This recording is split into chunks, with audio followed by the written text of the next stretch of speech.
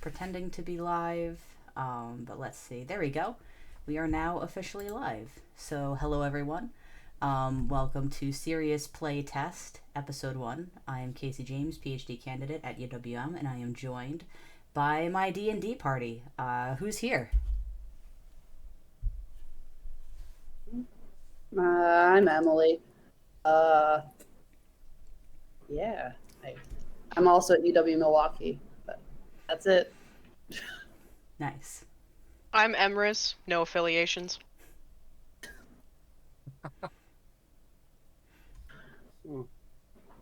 I'm Kip. That's just me. I'm Cass. And I am Ren, also no affiliation. All right.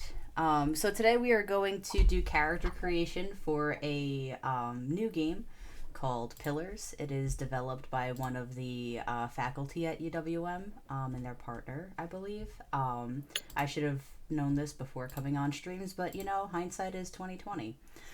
So, Cass, I know that you were the one that kind of got the furthest ahead in this system, but how did character creation feel for you? I actually really like the variability of everything. It's kind of difficult. My biggest hang up with it is actually that we're transferring D&D characters over because the setting is so different. And like having higher powered characters and then going back and redoing them is a little bit confusing.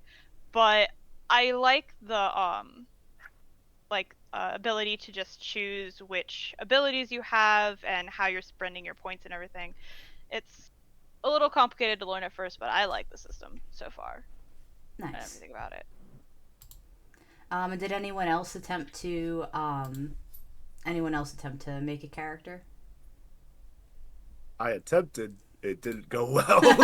Same. Let me tell you. So for those that had difficulty, what was the hang-ups for you? What were the main struggle points that made you go, you know what, I'm gonna wait?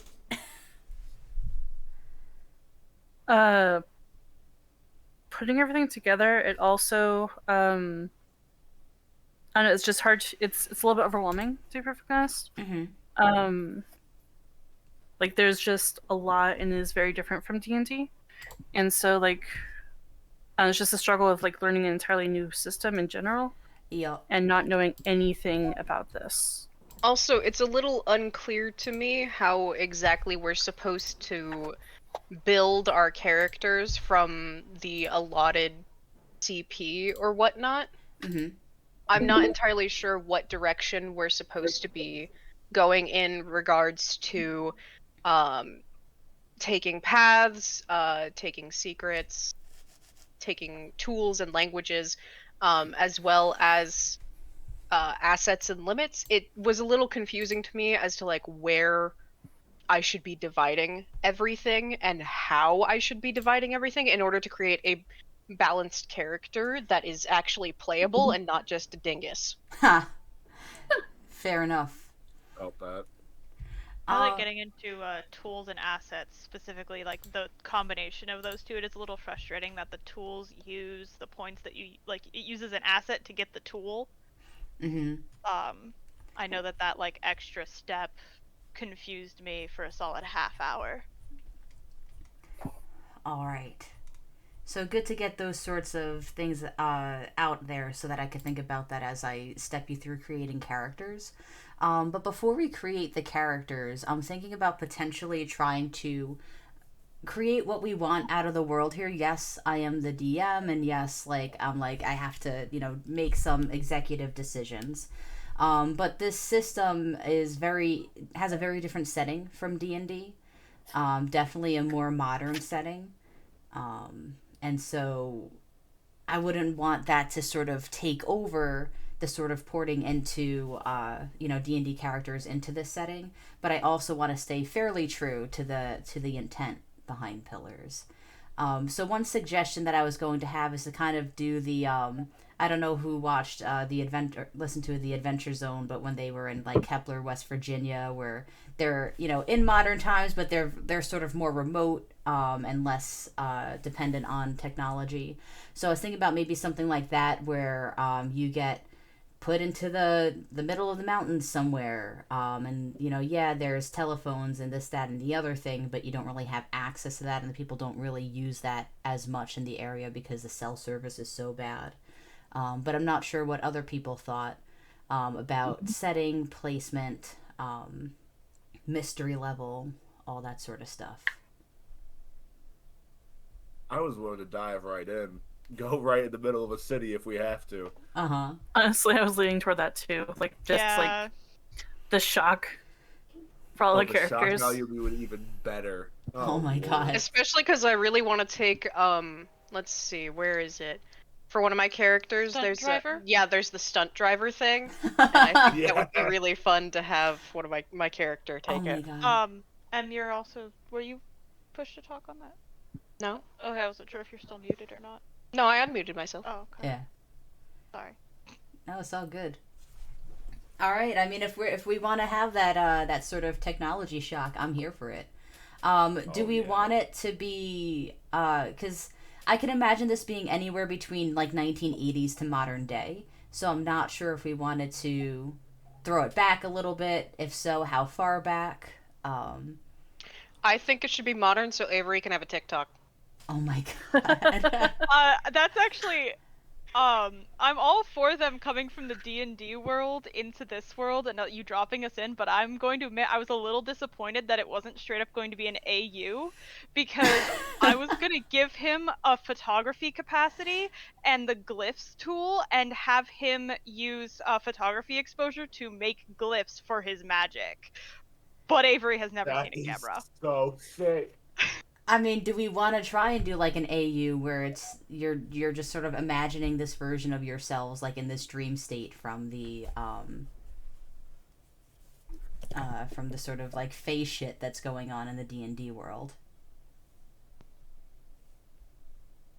Wait, say that I'm one more perfectly time. down with that. Yeah. I'm too slow for that. Say that one more time. Basically, do you want to do it so where you take Thane from the world of Dungeons and Dragons and plop him into the modern world, or do you want to try and consider what a modern world Thane would look like? Because okay. everyone else wants to go where we're basically having an alternative universe in which we all grew up in this modern world. I'm down. Oh, I'm You're so down? down. Oh no. Because I also feel like that'll allow us to get the like full One glimpse of the Yeah. setting and how it works and everything, especially since we're playtesting for someone. That way they can see how we would actually use the setting to its fullest. Sounds good to me. I'm really here for that. It's the first time I've done an AU in I have for... to change my stuff around so I can have that photography capacity now. I love that. And so I guess the next bit is Thane. so there's mafias in the in the free city. Do we want it to be a sort of modern version of what's going on in the free city? So instead of having like mafias, it's kind of like Pokemon Go. You choose your team, and like you're actually like these sort of like grassroots like anarcho sort of like student type organizations that are trying to figure out what's going on. Or do you want like coffee shop AU and the fog rolled in?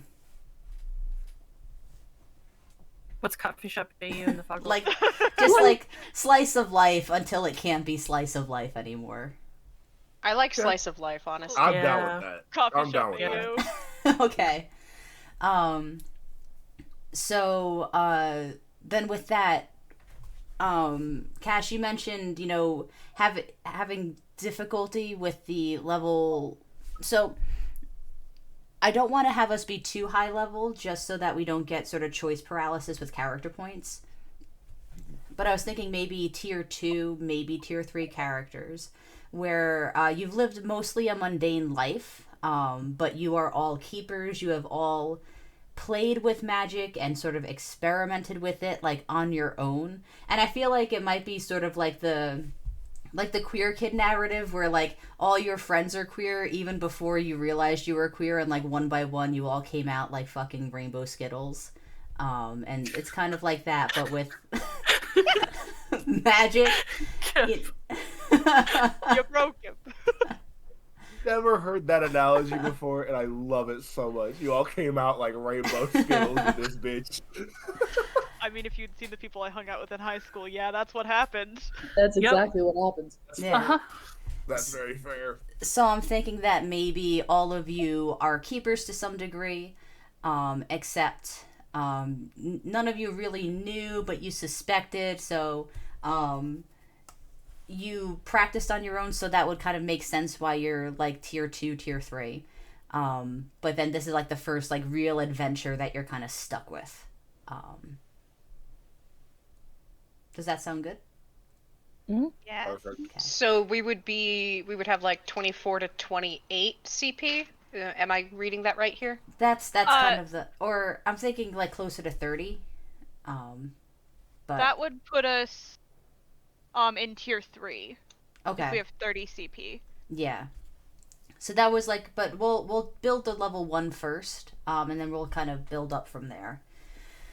Okay. So we'll start with tier 1, and then we'll add on after that. I would like to get people at tier 1 full character made, and then you can do tier 2, tier 3 afterwards. During here if we have time, and then during the week if we don't. And then do we want like full like metropolis sort of New York City style stuff? Do we want to be in the real world? Do we want to be in like fantasy? Like when I say fantasy, like do we want to use real names of places, or do we want to come up with a fake city? I'm perfectly fine using basically New York City and just calling it Fantasy New York. All right. Fantasy New York. Sounds New good. New York. I'll New come York? up with a punny name for it. New York. But New York. we're in Bjork. York. New York? Actually, It's if the Vikings had actually been the colonialists. That's- as Oh, so we're opposed just going to to, rename it New Amsterdam like it was supposed to be. Yeah. Oh my god. Yeah. Yeah. We'll do a poll in chat for the flavor of New York, but it'll essentially be like an AU New York, where if some other place, some other country colonized it. The God. Vikings. It has to be the God. Vikings. I love Vikings too much. Cool. So with that, I think that we got enough of the settings sort of ready to go. I'm thinking of sort of like Paper Girls, for those who read the comic style sort of thing, where you were just kind of chilling, doing your own thing, but then some event kind of forces you to have to work within, like work against this threat, but also not necessarily so overt that everyone knows about it, or like a Men in Black style sort of thing. But you're not part of a secret organization. You're just coffee shop AUing it up. All right. So in chat, I sent 2 things. One, a PNG of the character sheet for you to manipulate as you wish. And then a new PDF of an update as of the 27th, because I got a new version shortly after I sent you the old one. I'm just going to check chat quickly. Okay, cool. We don't have anything put in chat. So if you scroll to 1 second, there's a Oh, I character. got rid of the suggested progression chart. Oh, it did? Yeah, I got rid of the suggested numbers, which makes sense, but it's also kind of unfortunate for loading a brand new system. Yeah. Luckily I only looked at this one, so I didn't know what was lost. I'm glad that you mentioned that. Oh shit, I forgot to. Oh. Speaking of, let me create that real quick. Oh yeah, the Google Doc, because I scrolled down and I just found the same error that I was thinking about. Yeah, 1 second. I'm gonna create it real quick. Okay. Editing, errors, gameplay, feedback. So we'll kind of put those in 2 separate categories. Share. Anyone with the link can edit, apply, copy link, copy, and then I'll send it in DM info drop. Let me know if you're having difficulty typing in it, if it doesn't let you edit.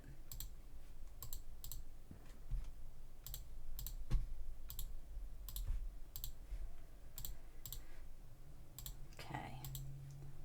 Awesome. Looks like we got people typing away. Perfect. Whoops, that is for my class. Here we go. So first, character tier. We're going to start at tier 1. So when you go to the character sheet and mark that down. The next part is choosing a path, which is on page 26. So I'm going to scroll down to that. And pretty much, these are sort of how you're touched by magic, how you, this is like your keeper-ness in a way. To translate it to D&D, this is the closest thing to a class that Pillars offers. And it should say like what your primary pillars should be at some point in each class. I know I saw it on some of them, but maybe not all of them have it. The primary classes are more connected to your secret than to your path. Because the secret determines what pillars you're going to be using to cast spells, whereas the path is kind of the overall how. Yep. There's the big descriptions start on page 26, like Casey said. There's short descriptions of each of the paths on page 17. Just for let's do that, because that would be more beneficial. Mm-hmm. So thank you for that. I knew that I read where you had to pick the pillars, but I forgot that it was tied to the secrets instead. Yeah, it's tied to the more what magic you're casting rather than how you're casting it. Cool. So, but yeah, so these are the different paths that you can choose. It could be channeling, which is more of that sort of druidic sort of thing. Faith is your like cleric and paladin style stuff. Infernalism, that could be like, warlockish, I would say. And then all the rest of them are wizard and sorcerers, but different flavors of that. So I'm not sure if people had any thoughts on what they were thinking of going for their character. I think mentalism kind of is obvious for Dad. Wait, the new one got rid of Marshall? Did they? Sadly, it looks so like it would seem. It did. Yeah, there used to be a Marshall path where you could just punch magic into people. And I was like, yo, that is so good. It's okay. I'll figure something out. Oh, that's rough. Literally, I love the text that it has by it, like the flavor text. It says, "Kung Fu equals magic." And I was like, that is I love that. I'll add that. Kind of like. I was just wondering why they got rid of it.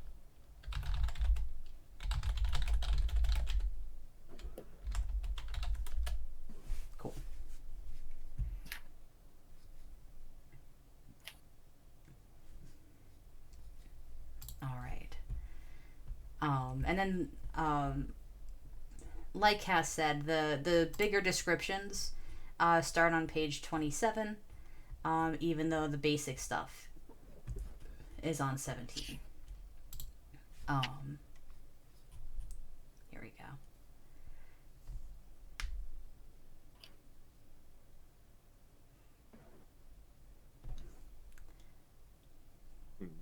Now I'm trying to decide, what do you think would fit best with name? Yeah. Infernalism. Yeah, I was about to say, you just made a fucking deal with a shadow dragon? I kind just of lean wanted... into that side of this for now. Go ahead, Em. I kind of wanted to have my character have been a cryptid hunter who found one and made a deal for warlock powers with it. Uh-huh. And I kind of thought it would be funny if it was Mothman. Oh, absolutely. Simply because there's the Mothman. I love that. And just so you know, we're going to have whatever character you are making for this, we're going to make an AU version for the main campaign. So you are creating a future Excellent. NPC. I may or may not actually make him just a PC, depending on if I can find a warlock path that I like for him for D&D. Sounds good. You go into a cave with Athleon and you come out with some cryptid hunter. Who has a dog, so like Avery wins. That's true. Avery has a dog. Does.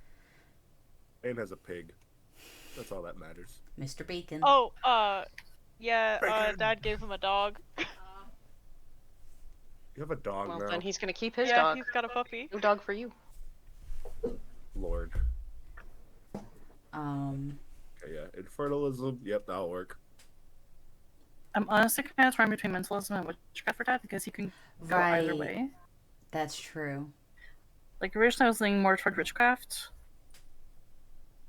but I always figure out which substats you like better for them. Where's mentalism? Do. also with mentalism I cannot learn tools apparently. Oh, that was just bad for the rogue. Yeah. Yeah. Well, no, tools is you wouldn't be able to learn how to use glyphs or mana or anything like that unless you took the asset that let you, and then you Mhm. could have one.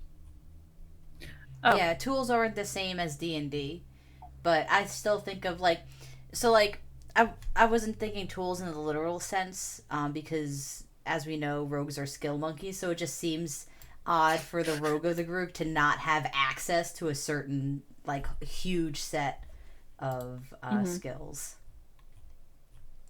Where's the witchcraft? Here we go. Oh, I was about to die.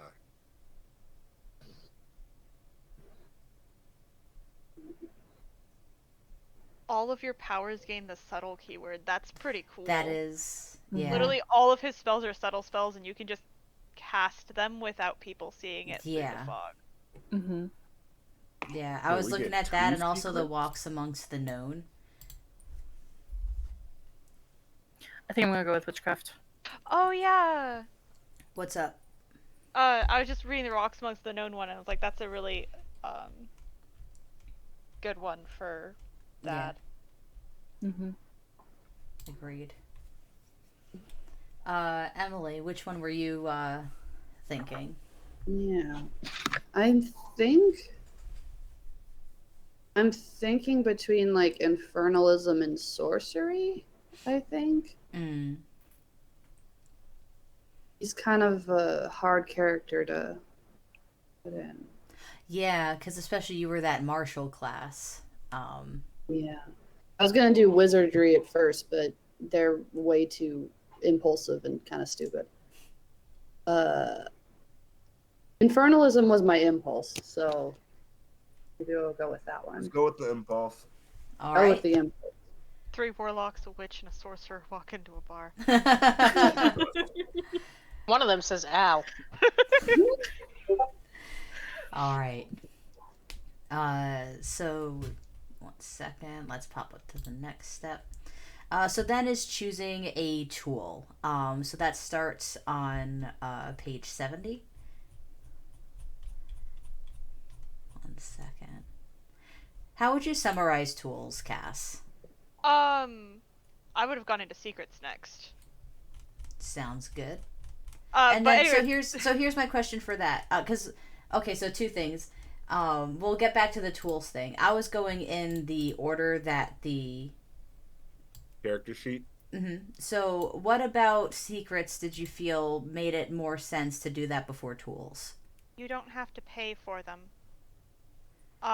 Any amount of tool usage, you have to use a character point and pick you have to buy them basically. You have to pay for your tools.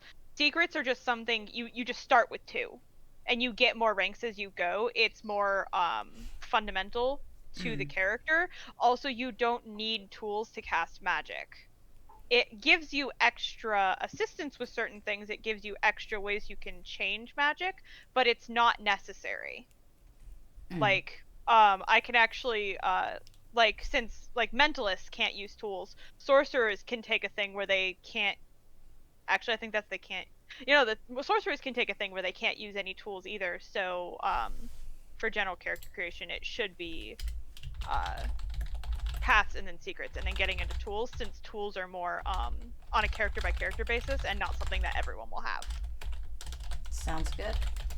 All right, so secrets starts on page 42. 1 second, and like Cass said, you get 2 for free. Yep. You get 2 ranks, so you can take 2 secrets, or you can take 1 secret and go to rank 2 in it. Mm-hmm. Okay, so I'll just kind of read it out for people and also the people on stream. Secrets of magic determine what exactly can be accomplished through walking a magical path.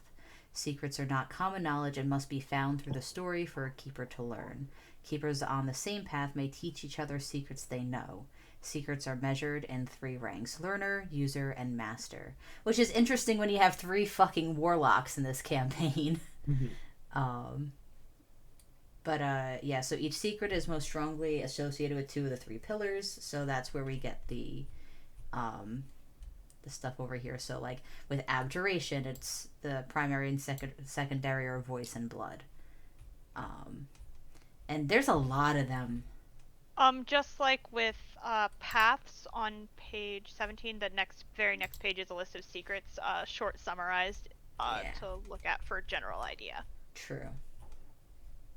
Yeah, I just put in the document that they might want to put that box, the list of secrets, down at the beginning of the secrets at the beginning of the secrets thing, rather than all the way up there. That way you can like look at it, get the short summary, and then immediately go into the deeper summaries. Exactly, because otherwise it's on page 19 versus page 42, and that can be a little discombobulating. Yeah.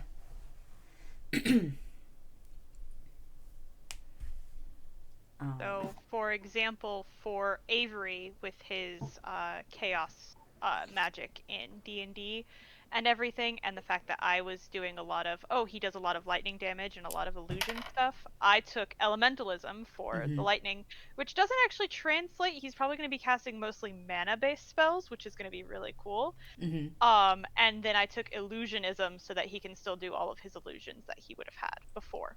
Nice.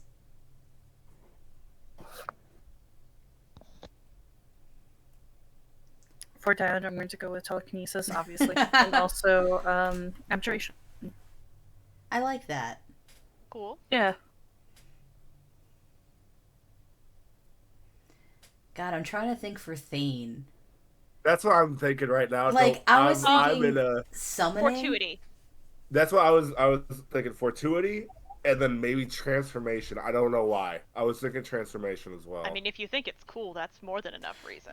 Yeah, That's I mean, I think cool. transformation. So the reason why I went summoning was because of his wings and how you kind of like summon the power of the dragon. But that if transformation is what you're like, you get to manipulate the world around you with transformation. Mm-hmm. Well, 100% I'm going fortuity because Thane is literally the definition of a tank. Yeah. It feels like the closest you're gonna get to being able to put stun effects on people. Mm-hmm. Actually, I think you can put stun effects on people with some of these. There is a stunned ability. Yeah.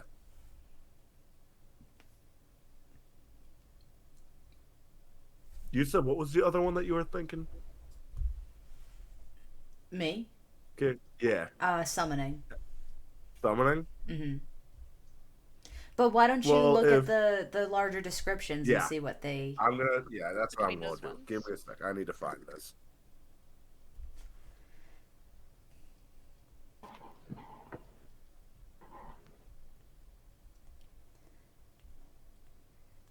The M's, what were you thinking? I was not. Nothing new. Hey.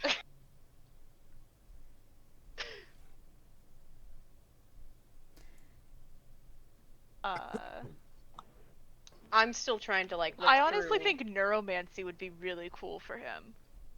For me? Yeah, you can like control the way people think, and you can convince them that things are real when they're not. Oh yes, I'm taking it. Instantly. Oh. I would love to advance deception people. Oh my You god. can do that. You could take another one. You could also just Okay, do but can we rank 2 talk of about neuromancy. how Warlock of the Mothman is going to be a pro at gaslighting people? He's gonna be so great. This is gonna be awesome.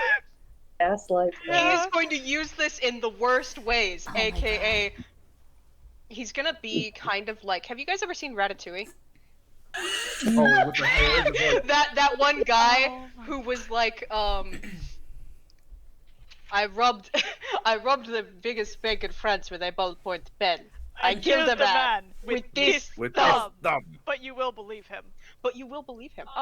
Look at the neuromancy pages with bigger descriptions, because there's stuff on like who can be affected by it, who will know that you're using it on them, that kind of thing.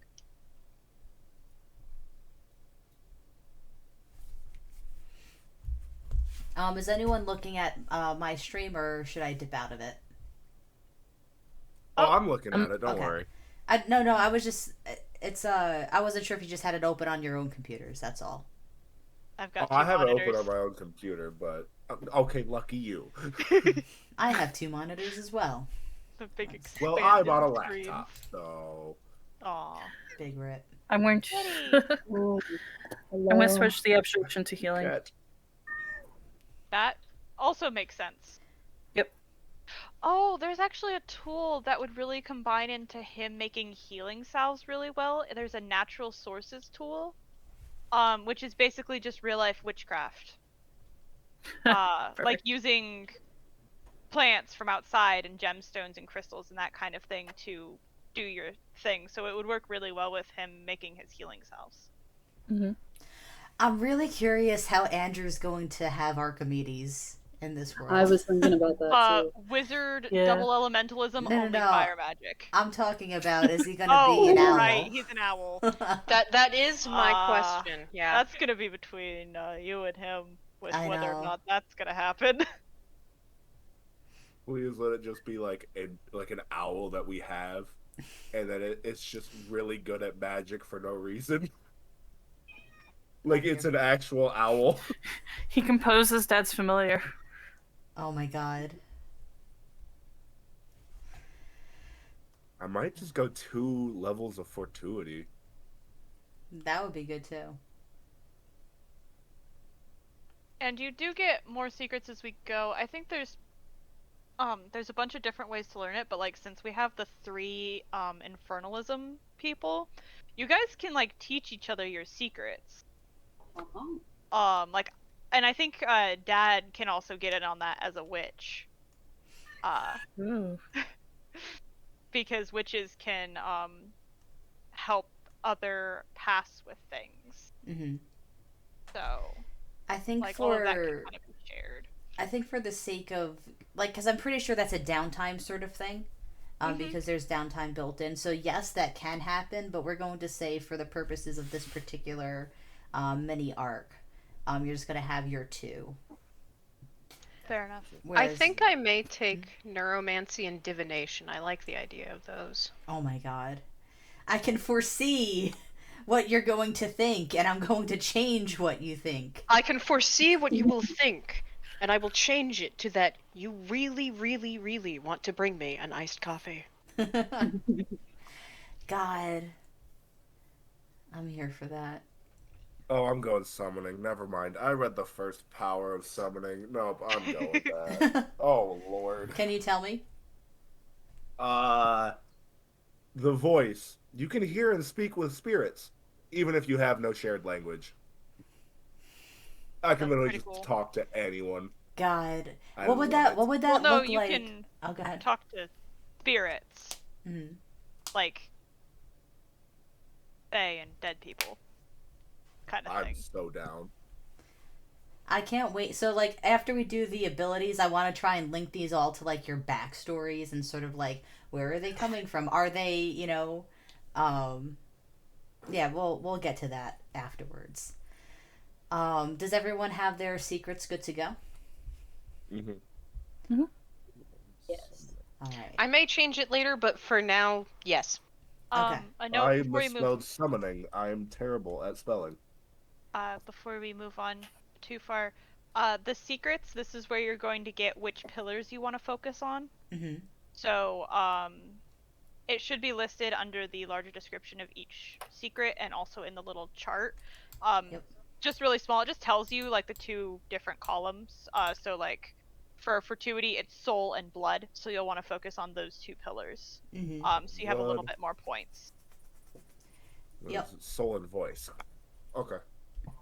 So yeah, for the two, so you'll definitely want to focus on soul then, since that's the one that overlaps. Mm-hmm. Oh, Thane is a very soul person, so that makes sense. I imagine we're gonna have the same suggestion for the tools, being closer to the tools like descriptions. Yes. Yeah. But here are the tools now. To 1 second, go back up to here. Keeper on any path. 1 second. Read in your description to make sure that you can get a tool. And then there are costs associated for the tool, so be wary of that. You're starting with 20 character points for now, to work with it. And then so if you're starting to like a tool, I think it was 90 something. No, that was assets. Here we go. Wait, where does... I knew that there was a character point cost. So to get a tool under assets, there's an asset labeled as tools. Each rank of a tool costs 1 character point. There we go. And then They should probably insert the suggested numbers. They don't have to put the full chart back in, but putting back in the suggested deviation of numbers for at least level 0 and 1 characters is probably a good idea, because that really helped me when building, because it suggests you use, of your 20 points, 9 for traits, 5 for capacities, and 6 for assets.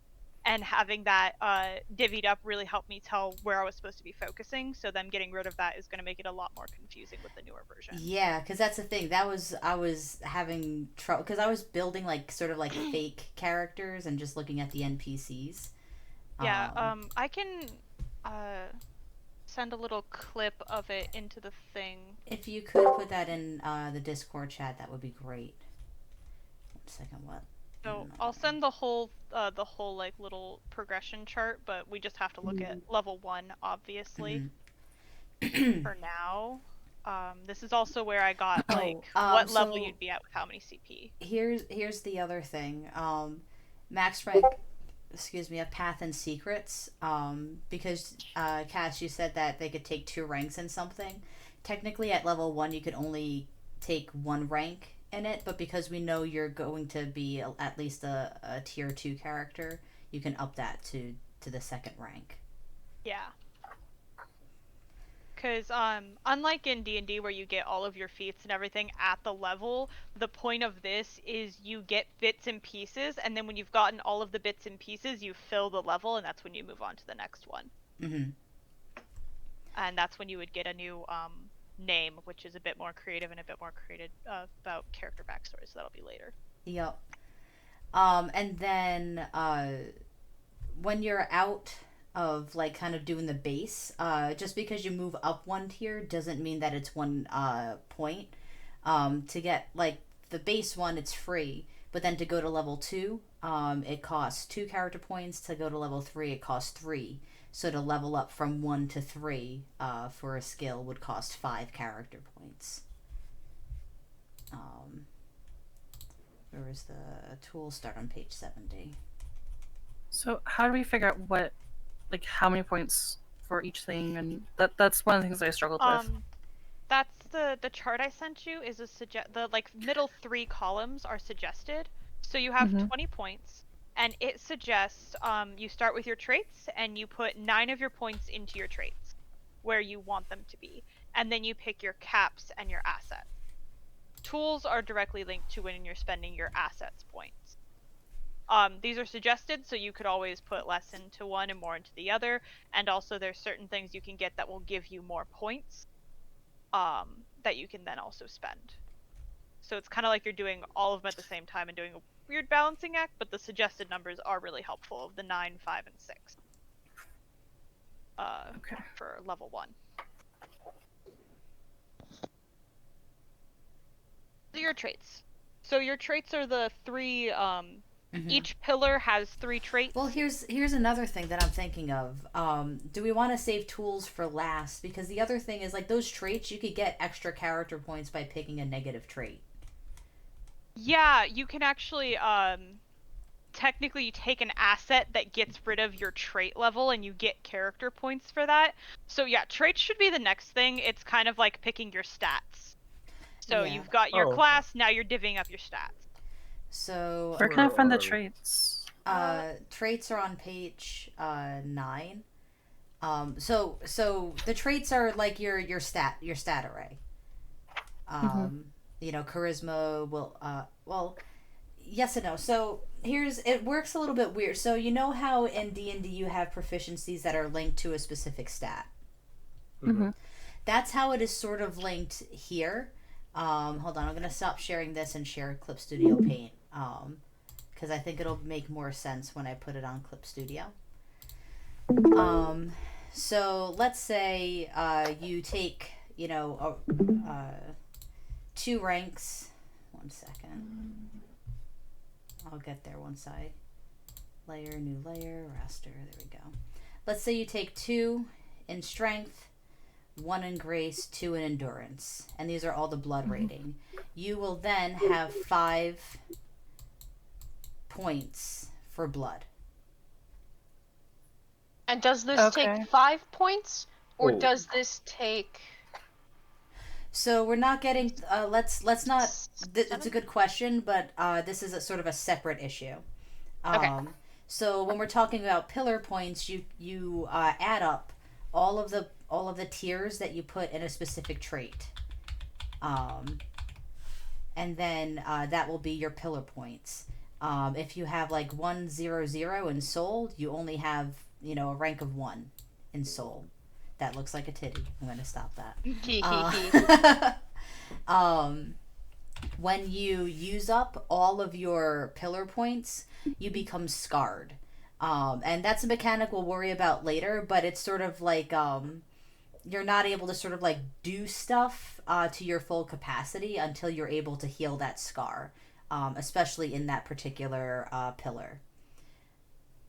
I read about that. That's one of the things I was reading, because that's a really interesting like way that, like, as you get more hurt, more everything starts to diminish your power. I was like, that is very interesting. I really like that. It's like a really cool magical exhaustion mechanic almost. Yes.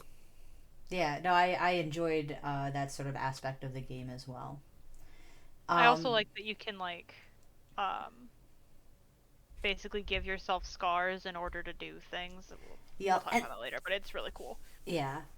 If I'm not mistaken, correct me if I'm wrong, Cass, which is funny because like I read through this 3 times, but like you made a character and like just kind of zeroed in on this stuff and also read a different version than I did. But you should have a rating of 1. Yeah, in you everything. start with 1 point in everything. You Yeah. start. There's a nice little handy dandy chart on page 10 that shows you what the ranks are equivalent to. So a 1 is an average human. So you start with a 1 in everything. Mm-hmm. If you want to have a 0 in something, you can do that. But it'll give you asset points. You could also have an abysmal in it, which means you literally just cannot make checks in that thing. Mm-hmm. But also, why would you want to do that? It would be like. On the other hand, I have been considering giving Avery an abysmal social because he's and I think it'd be funny. I was gonna put Thane as an abysmal intellect. That would be amazing. Oh my You just god. can't make intelligence checks. Oh my god. So for reference, if a 1 is average, that's the equivalent of a tax collector or a GED from high school. Mhm. So if you go below that and you go with abysmal, Ooh. Ooh. Yeah. So for any pillar point, you're gonna have 3 by default. Now with character point spending, to go from 1 to 2 is gonna cost you 2 character points. To go from 1 to 3 is going to cost 5 character points. In each of these skills in the soul, in the like the blood, soul, and voice rating. Do bear in mind you physically cannot go beyond 3. A PC it's kind of like max, like essentially that would be a 20 in a stat, putting yourself up to 3. Where does it explain how many points you put into traits? Because I couldn't actually find that anywhere. Let me see. So I thought it was just a 1-to-1. Total 3 traits. It's in like character spending. Let me find spending points. Each pillar has a track that contains a number of points equal to the rating of that pillar. These points takes damage. I also completely missed skills simply because it wasn't in a box with like traits and assets and tools and everything like that. And so I didn't realize that that was something that like needs to be focused upon as well. Could you add that to the doc? Sure. Thank you. I think I am taking Same. more I notes actually right completely now on skipped how skills to. too. I'm. Oh wait, no, yeah. I didn't. Those are caps. Okay. Wait, why is it called skills when they call it caps somewhere else? I think they changed the name between the 2 documents. 1 second. So Game all of these characters. automatic Here we go. strength Spending character points. Here we go. Spend character points. Follow suggestions. Here we go. Here's where the points. But it's like weird because like. What page is it? So it's on 16 where it shows where how you buy the point. But like I don't know. I feel like it's helpful, but it's not. Oh, I see. Huh. Like so, if you want to buy a skill, it's one. That makes a level 1 character feel so much weaker than I thought they already did. Oh, one more time. Oh, I said that makes a level 1 character feel so much weaker than I thought they already did. Yeah. So like you can This buy. definitely is a very gritty kind of game. Yeah, I got lost about 10 minutes ago. Same. Okay. Um, Right now, Cass and I are just kind of like trying to think of what would be the best way to. I think that going into the go to your character sheets, and then just write 1 in each of the parentheses, like 1 to strength, 1 to grace, 1 to endurance, all that stuff. Yeah. We'll start there. Okay. Yeah, sorry. Cass and I are like soul we were a and voice little as well? confused about something and we were debating it. yeah. But we figured it out. What were you asking? Yes, you started a 1 for all 9 of your traits. Yep. Now, was it 9 points that they suggested to these? Yeah, it Mhm. suggests Okay. 9 points. Okay. So let's just go with that for now. If you want to increase a stat from 1 to 2, it costs 2 points. If you want to increase it from 2 to 3, it'll cost 3 points. So spend up to 9 points, increasing your stats from 1 to a higher number. Look at your So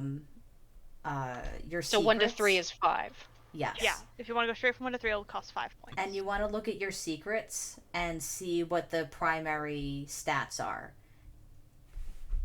Your secrets will tell you what pillar to look at, and then the trait descriptions will tell you specifically which trait you want to pick.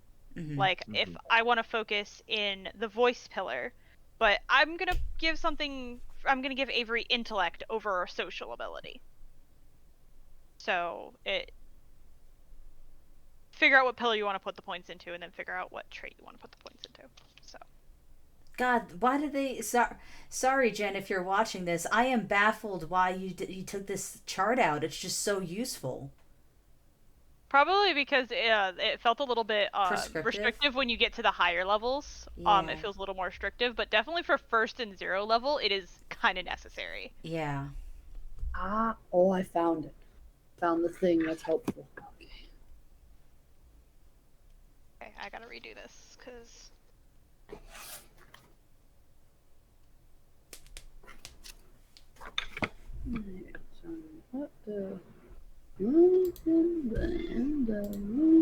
I'm not talking to you. Oh, Cat. 4. She's literally like just having a toddler. Like earlier, she just wanted to be bounced and held. I love that. As Where do most you cats think we should spend skill points? What secrets did you take? Are you asking Kit? Emily. Oh, got it. What was the question? I was asking what secrets you took. Elementalism and telekinesis, I believe. I love that. I could see that for Yup. Flax. Okay, so that's voice. Okay, so you're gonna want to actually focus specifically in the voice and blood columns and not the soul column at all. Should we do social or willpower? What are your thoughts? Oh, I love that. She thinks you should do whichever one allows you to scream. yeah. Oh, spirit. I need to do spirit. A lot of spirit. Got it. Dead. Asshat. 5. They do a lot of spirit His secrets. and a lot of fortune and social. Hmm?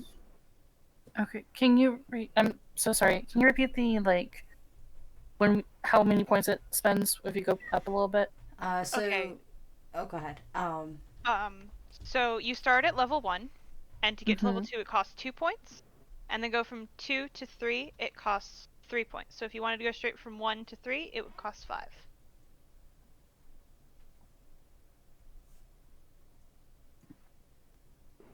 So a level 2 costs 2, and a level 3 costs 3. Easier way to remember it. I'm trying to decide what I want to do now. Because I have the 2 that I'm confirmed doing. I probably should put another Grace because it's Thane. Yeah. He's a Dexy boy. That's what I'm thinking. So for me, Then what voice? since 9 was recommended, I ended up with 2 skills in level 2 and 1 skill in level 3, and that uses up the full 9 points perfectly.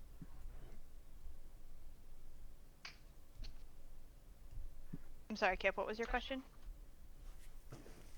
That's what I was wondering too, because I have these 3 points left over. Do I just get another one at 2 and just leave that point for another thing? Yeah, you could Or- use Yeah. that point for another thing, or you can do it to 3 if you wanted to. It depends on Mm-hmm. Thane, honestly. Nah, I'm just gonna get it up to level 2. Yeah, because I went with 2 at level 2 and 1 at level 3, and that seemed to math properly and also balance decently. Mm-hmm. All right. So once you've put your like the different ratings for each skill, you're going to change your pillar point tracker. So if let's say in blood you have 111, just circle the 3 in your blood pillar point tracker. Just for now, because it might change. I just need you to mark down that okay, I have 3. One if you more have, time. so you're gonna add Sorry. the numbers in each like pillar. So for blood, if it's like 1, 2, 1, that adds up to 4. So you're gonna have a maximum of 4 blood points. 1, 2. Okay, so I 3, have. 4. Oh, okay, perfect. Like that. I So have do 5, that 4, for. 4. Yep. Yeah, exactly like that. So just kind of mark down for now, however you want. You know, what's your maximum points in the particular pillar?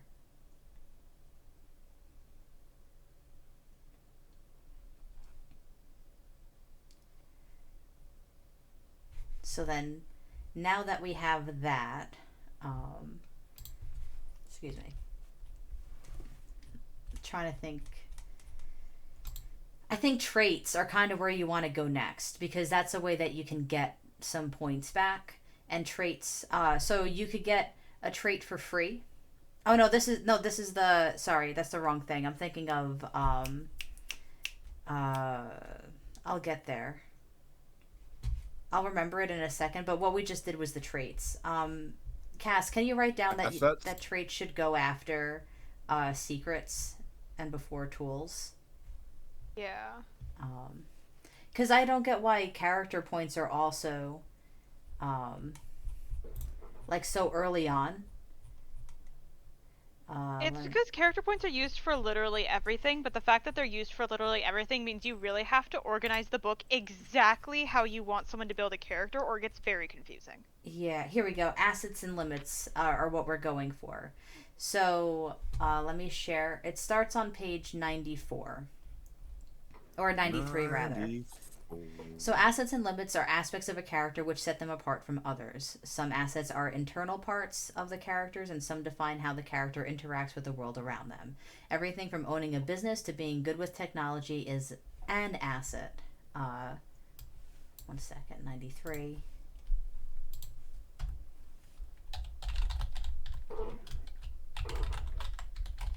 Did someone say that your assets points also count towards your tools as well, though? Yes and no. It depends on which one you pick, Okay. and we'll get there. Assets cost character points to take, and limits grant additional character points to the character. At character creation, a keeper may begin with 3 limits and any number of assets they can afford. So it's 1 point assumed, unless so like ambidextrous, that's assumed 1 point because there's no like nothing over here. But affinity costs 3 character points because there's a 3 in the parentheses. Are However, you showing it on your screen? Because Oh, we can yeah. see the character screen right now. 1 second. Where am I? Here I am. Okay. So once again, ambidextrous costs 1. It's assumed that it's 1 unless there's something in the parentheses. But affinity costs 3.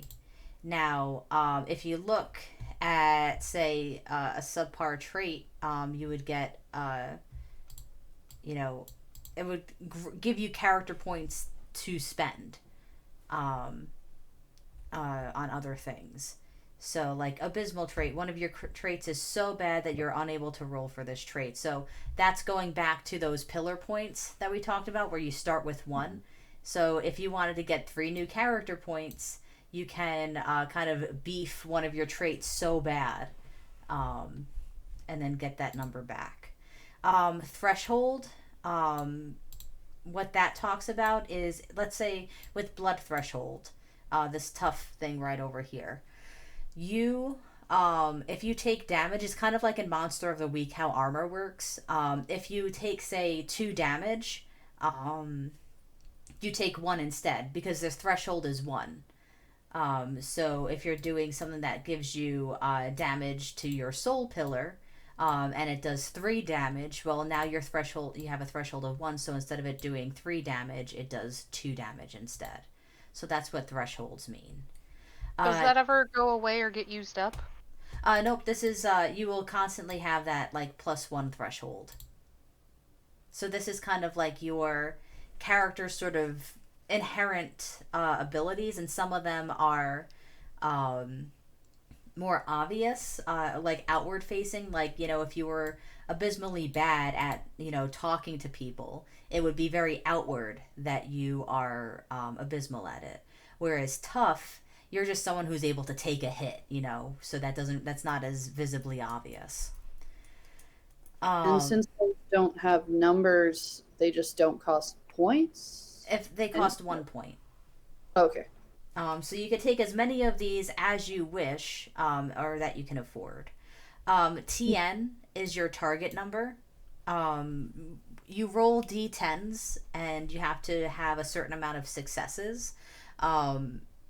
Most of the time, you're trying to beat like a 1, maybe a 2. But that's for like easy stuff. When you're doing monster hunting, that's going to be harder. So let's say you have to beat a 4. It's on a D10. It starts. You could roll between 0 and 9. So if you roll a 0, that's not a 10. That's actually a 0. So if you're trying to beat 4 and you roll a 3 to try and not fall, well, now because you have that +2, that 3 is now a 5, and you're able to have a success. Yeah, this is basically it's a D10 system, correct? Mm-hmm. So then I'm a little confused Go for at it. how the fact. So if you have a 0, that's bad because you can't really get up to your target number. But 9s are considered Failure. disastrous. So 9s are considered disastrous when you have a failure.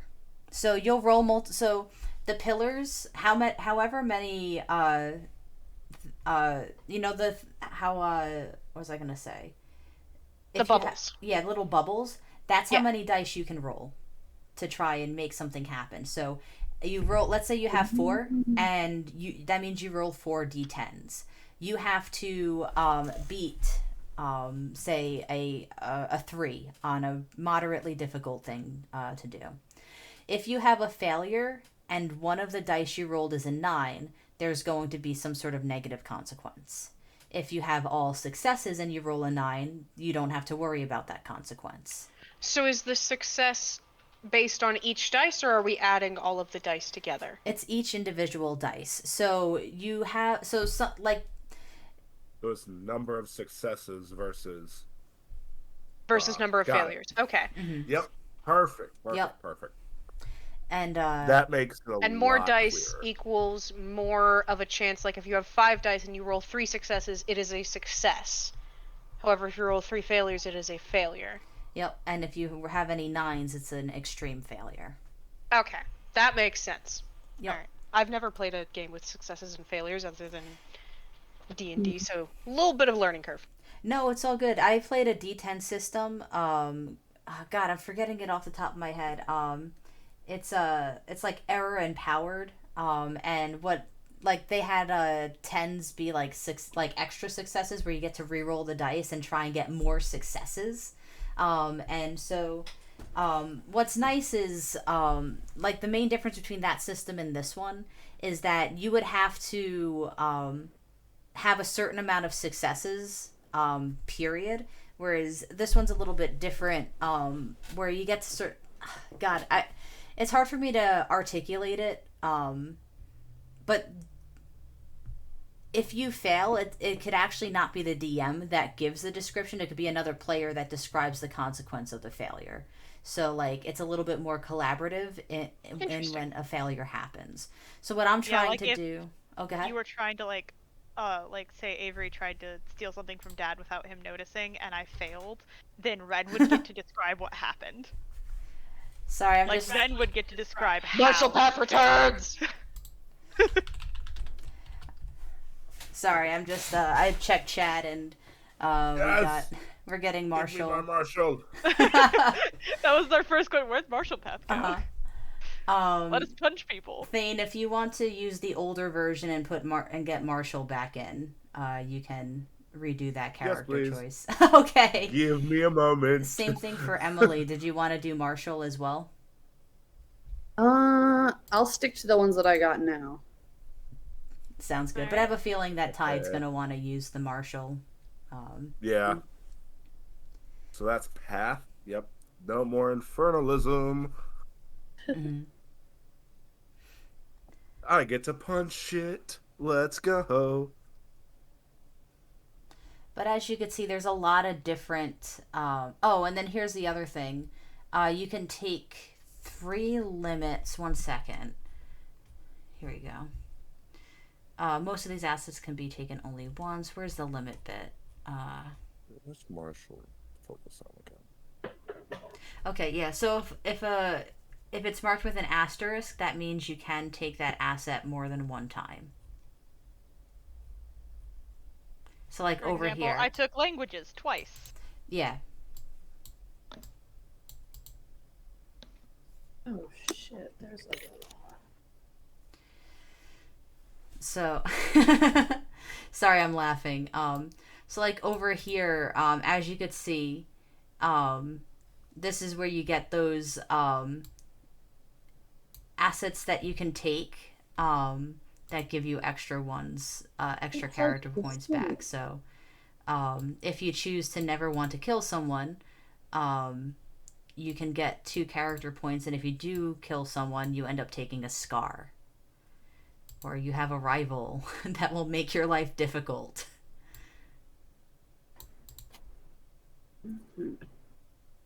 Oh, I need to take the iron liver one. This setup is much more like The Sims, which does make my brain happy. Yeah, Hmm. that is a pretty good comparison. I do like The Sims.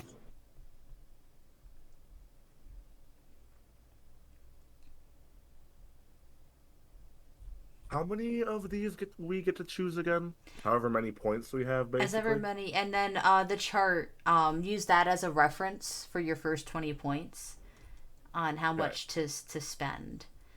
Do Go ahead. do we want to, like, so after all that points, or like the traits and stuff, I've got 11 left. Do I want to spend all of those, or do I want to save some of those for tools and stuff like that? So, you're also going to use these points for your capacities or your skills. Yeah. They changed the name. I got really used to calling them capacities, and now they're calling them skills. Which is fair. Mm. But so that's like athletics. Specifically, I took athletics, parkour because I can. Diplomacy, like those kinds of things. Basically your skills from D&D, like those kinds of things. You'll use the same points here for that, which is why it recommends using 6 of your asset points. So don't go and spend everything. My suggestion is at first level to just stick to their recommended numbers even after you pick your limits, and then you'll have extra points left and you can go back through and put them wherever you wanted them. Cass, because I'm still having trouble, because it says you could pick up to 3 limits, but Yes. like, is that the assets here? Like so if you look at those assets there, you see the ones at the end of, go to the a path at the end of a path, because you're scrolling through things. 1 second. Paths are higher up, aren't they? Yeah. Like here. So there's path Oh, there we specific go. assets and limits. So if you're in that path, you can choose from those. A limit is anything that has a little minus next to it. Got it. So under assets and limits, there's a nice big chart that's a little bit easier to do, and you can look at that, figure out what you want, and then go look at the bigger one. Yep. Once again, charts before the bigger descriptions is a good idea. There we go. So anything that has a minus is technically a limit. They're all separated by a little blue bar. So I gave Avery down under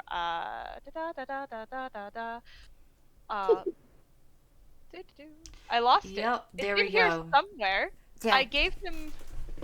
Wait, did they take it away from me? Did you give him accident prone?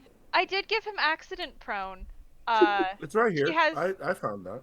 Oh no, I was actually looking for chaos aura. What? That is so God's yeah. name? No, it's under magical costs on page 25. Oh, thank you. Under Technically magical costs, 24. I took Chaos Aura, and I took the stronger Chaos Aura, which is strange and unlikely things tend to happen in your presence, like milk curdling or glass breaking, or like Jesus. roots popping out of the sidewalk, that kind of thing. Oh. I felt like it tied into his accident prone really well to like Yeah. complement each other. So I took those 2 limits. I couldn't find another limit that I wanted. I was trying to, but like, meh. So if you choose a limit that's like -2, does that mean you get 2 points back? Yes. Okay. Okay. So the -2 is it costs -2, so you get points. Yep. Yeah. Okay. The double negative in math. And then you choose 3 limits of your character. Now it's finally Max. coming together. Yeah. You don't have to take any limits, but That's you can true. choose up to 3. They're also But fun. Yeah, I was gonna say, like, I really enjoy character flaws, and especially ones that are like they're built into the mechanics, and you're also rewarded in a way for having them. Yeah, like these. I'm taking the haunted one. Nice. Of course you are. Where is this again? I'm sorry. Oh, I love. I'm terrible. Okay, the assets and limits chart. Yeah. Are you there where it says assets and limits and it's got all the stuff lifted out in a nice chart? It's on page 20. Page 20. No, I'm on page 94. Give me Okay, a sec. you're in go the- to page 20. I was also there. That's why I was. I Yeah, really that's- like the charts. They're so much easier to look They at, and then you can so look at the bigger are. descriptions later. Yep. But for like first time character creation, the charts are so much nicer. Yep. Oh my goodness. So you Yeah. can see all of them really easily. Is there So like one Yeah. of the assets is ambidextrous. You can pay a point to be ambidextrous. But Yeah. then under character creation, you've also got limits. So this is where you can get your subpar traits, and you can set a trait to 0. Mhm. And then it would cost you like the cost to buy this off and everything to get yourself out of that. Like you can eventually get out of it, but it's going to cost you a pretty penny. Mhm. So you can set like a trait that you don't think your character would really have to 0 if you think it would be bad. Or you can set it to abysmal, which gives you 3 points instead of just 1, and you cannot ever get rid of that. Yes, you can actually. Can you? It's just really expensive. You have then. to pay 12 CP to get it Ah, back. yeah. Yeah. It costs 4 times as much as you got in CP to get rid of those ones, is what the cost is. So you can only have up to 3 limits. Is Limits. there a limit to is- how many assets you can have? No, there is no limit to assets. It's just whatever you're able to Just afford. your cost basically. They just don't want you to be able to take infinitely many things to give yourself character points back. Because I Yeah. think technically, I see. if the math is right, you could take all of them. Yeah. And Yeah, just, you could take all of the be limits and some all kind of the of- assets and then just explode. yeah, you could just be some strange, Amalgamation of God knows what. yeah, it would just be really fucking weird, so don't do that. Hey, Casey. Yeah. Can Thane be an escaped prisoner? Why not? Actually, while we're discussing assets and limits, I had a specific request. Yeah. Can Dad and Avery both spend a point to be true loves? Oh, absolutely. Gay! It's important to me. We can heal each other's scars. Oh my Oh. god. Fantastic. Alright. Okay, so how many points do we have in total? I forget. So you started with 20. You would have spent 9 so far on the. However many you've spent. Yep. Well, I spent 8 because I didn't go up Yep. to 3, so I'm technically still at 21. Correct? Wait, you start at 20. Oh no, I'm at 22. Sorry. I know about you. Wait, what? No, you're at 12. you're at 12. What? Oh, we started at 20. I thought we started 20 at 30. and I'm You're at stupid. 12. 12. I'm sorry. I thought we started at 30. I had 30 written down for some reason. No, I also wrote down 30 and then had to change it to 20. Dude, We're on I'm the taking same more level. notes right now than I do in my college courses. Like, As an Yeah. instructor, don't tell me that. As your DM. yes, exactly. You're not my instructor, so it's fine. If you were my instructor, then we would have a problem. Okay. So, then I get +2 because he's an escaped prisoner. So now I'm at 14.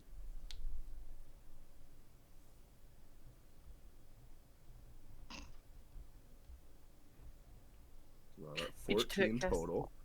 God damn Doomed it. by fate. Alright.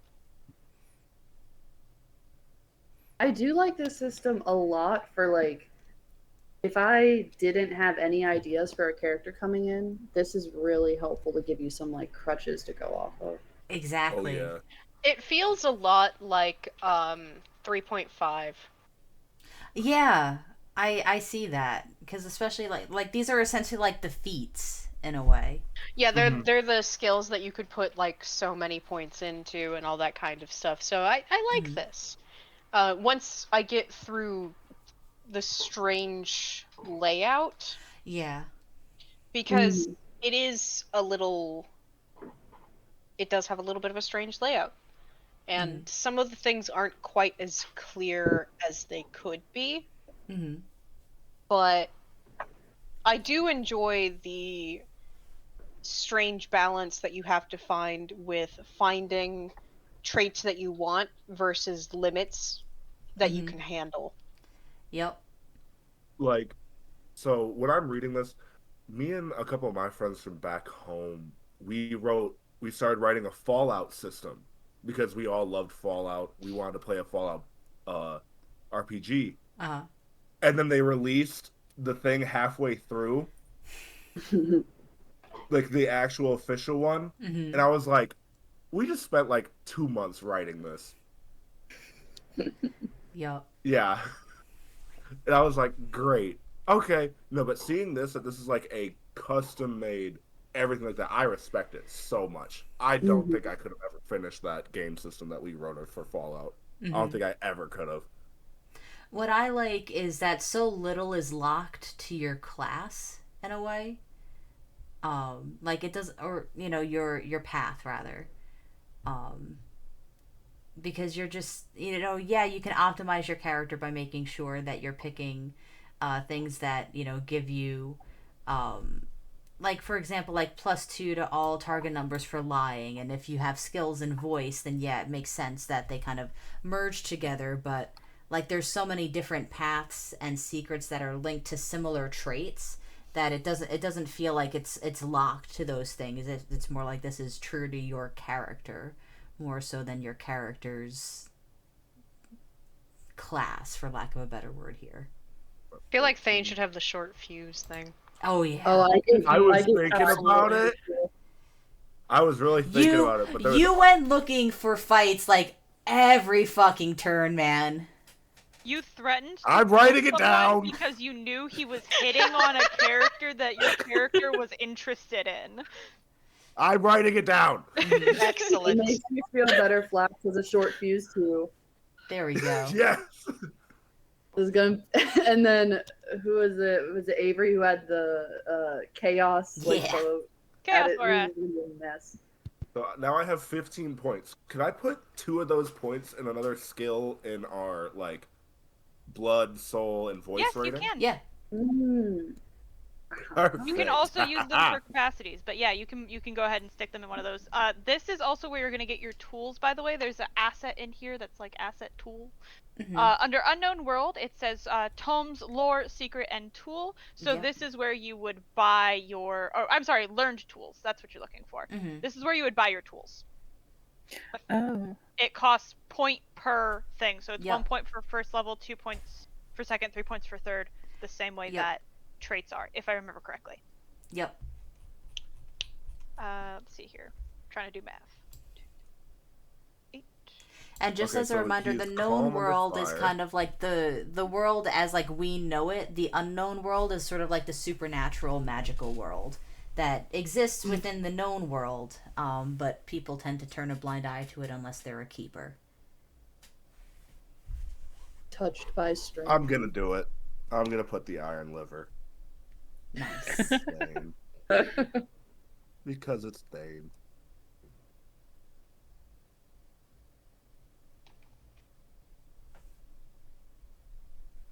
And then, do I want resilient? That's, yeah. That might benefit you.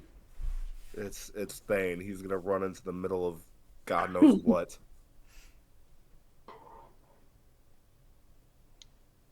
Resilient. Okay. So now I'm at 11 CP. Bet. I Now have 2 also- minus 1s. Okay. You can also like, it's good to get a tool, maybe 2, I would say, and then there's the other skills like painting, drawing, like with art. I believe it's 1 point for a rank. Yeah. It's 1 point for a specific rank and 2 points for a focused rank. I mean, Yeah. a broad rank. Mm-hmm. So I have Cool. like broad skill in occult knowledge, so I put 2 points into that. But I have a specific knowledge of Fae, so I put 1 point into that. Yep. Where are the So- tools again? I can't find them. I'm sorry. Yeah, where are the tools? Tools are back up. Oh lord. List of tools. Here we go. Aha. And this costs 1 each, or what is it? Again, I forget. 1 second. Or do I So just first get to you pick have one? to you have to spend 1 point to to open the door to tools. Okay. So right now the 1 door's point. closed. Done. 1 point. Now I'm you at can 10. look at the door. tools. I'm at 10 now. Okay. Yep. So now you go to that 1 second. That's a secret list of tools. So over here you're going to on page 19. They have the different options that you can have for the tools. And then 1 second, the big page that goes into depth is starting on page 70. And each tool is measured from 1 to 3. Learning tools required. It takes at least a month per rank to learn that rank. Each character has learned a tool. 1 second. What page was this on again? 17 for the overview. Page 70 for the thing. And I'm trying to find how much it costs, but I think it's the same thing as everything. It's 1, and then there's also like threats or something that you have to spend money in order to be able to understand. That's lore. Yeah. It's the same. It's in the same spot as the tools on there. It says learned tool and learned lore. Yep.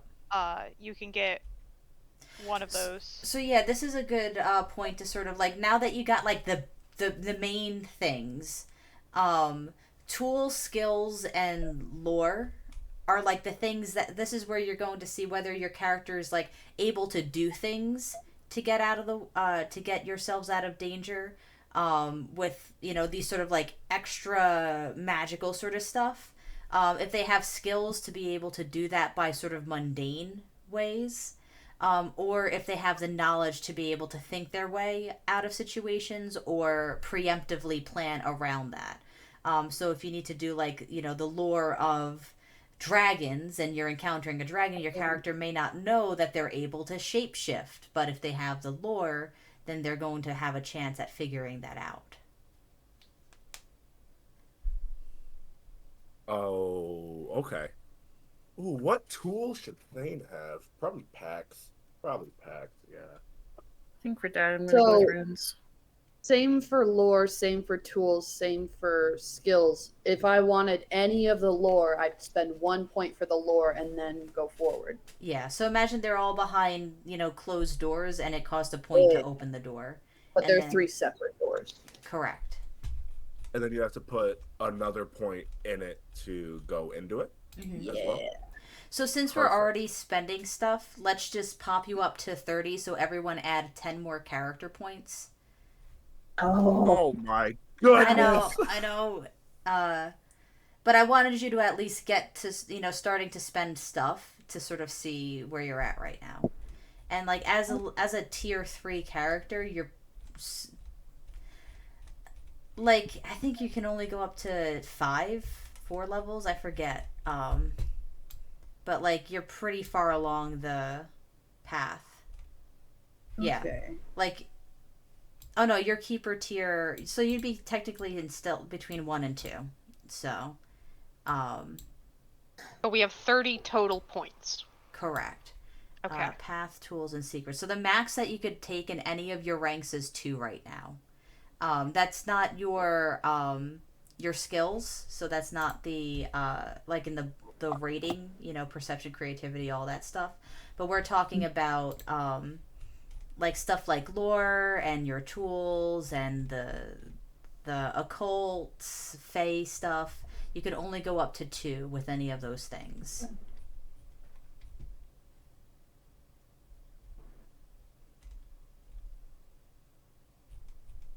So, okay, one more time. When I say, so I'm going to so I open the door. So I already paid 1 point. Yep. Do I have to do that again to go into a second tool or no? I believe so. You open. Okay. It's kind of like I guess a movie theater. Yeah. You pay to get in, and then now you have to buy the popcorn, and then you see the movie, you leave, Yep. you pay to get in again. Yeah. Okay, so I'm going to do packs and runes for Thane. I like Nobody that. better be making... I like that Nerf guns are an option. I saw Wait, that. really? Yeah. Fade needs a Nerf gun. Okay. Ha! Where is that? Page 11, Or a under real gun. shooting.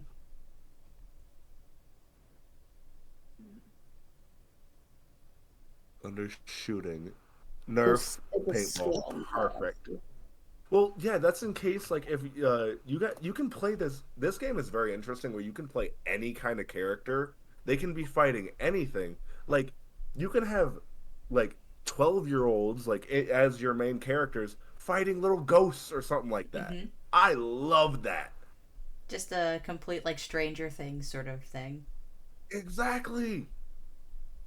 Or you go and you try to fight a dragon with a Nerf gun. True. Okay, so I'm gonna do packs 1, and then runes 1. So now I'm down to 17. Ren, how are you feeling right now? I'm very thankful for cats. Yeah. Yeah.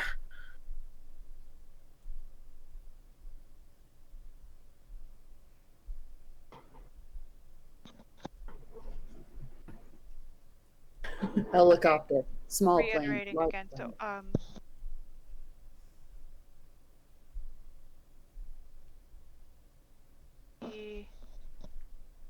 helping him with tools real quick.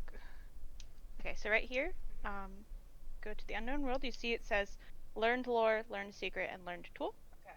So you have learned one lore to which you have access, or one secret, or one tool. Okay. So you can pick from here. You would take the asset, pick which tool you want, and if you want another tool, you'd pick the asset again. It's the same for all of them. There's a little asterisk. I don't remember where it is, but somewhere it specifies exactly how much money you have to spend on each one of these.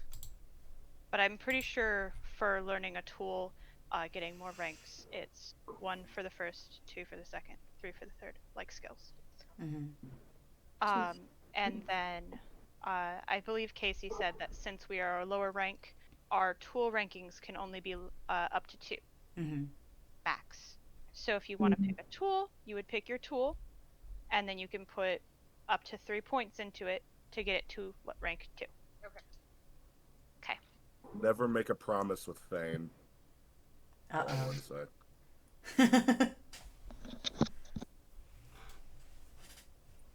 You can enforce someone's promise to you or your promise to them. Both parties must agree to the promise. It is then binding until the next full moon. Jesus. If the promise Wow. violates their promise, they receive a +2 to all TNs until the first full moon after the promise was to have worn off. The offending character also loses 1d10 from their fate pillar, and the offended gains 1d10.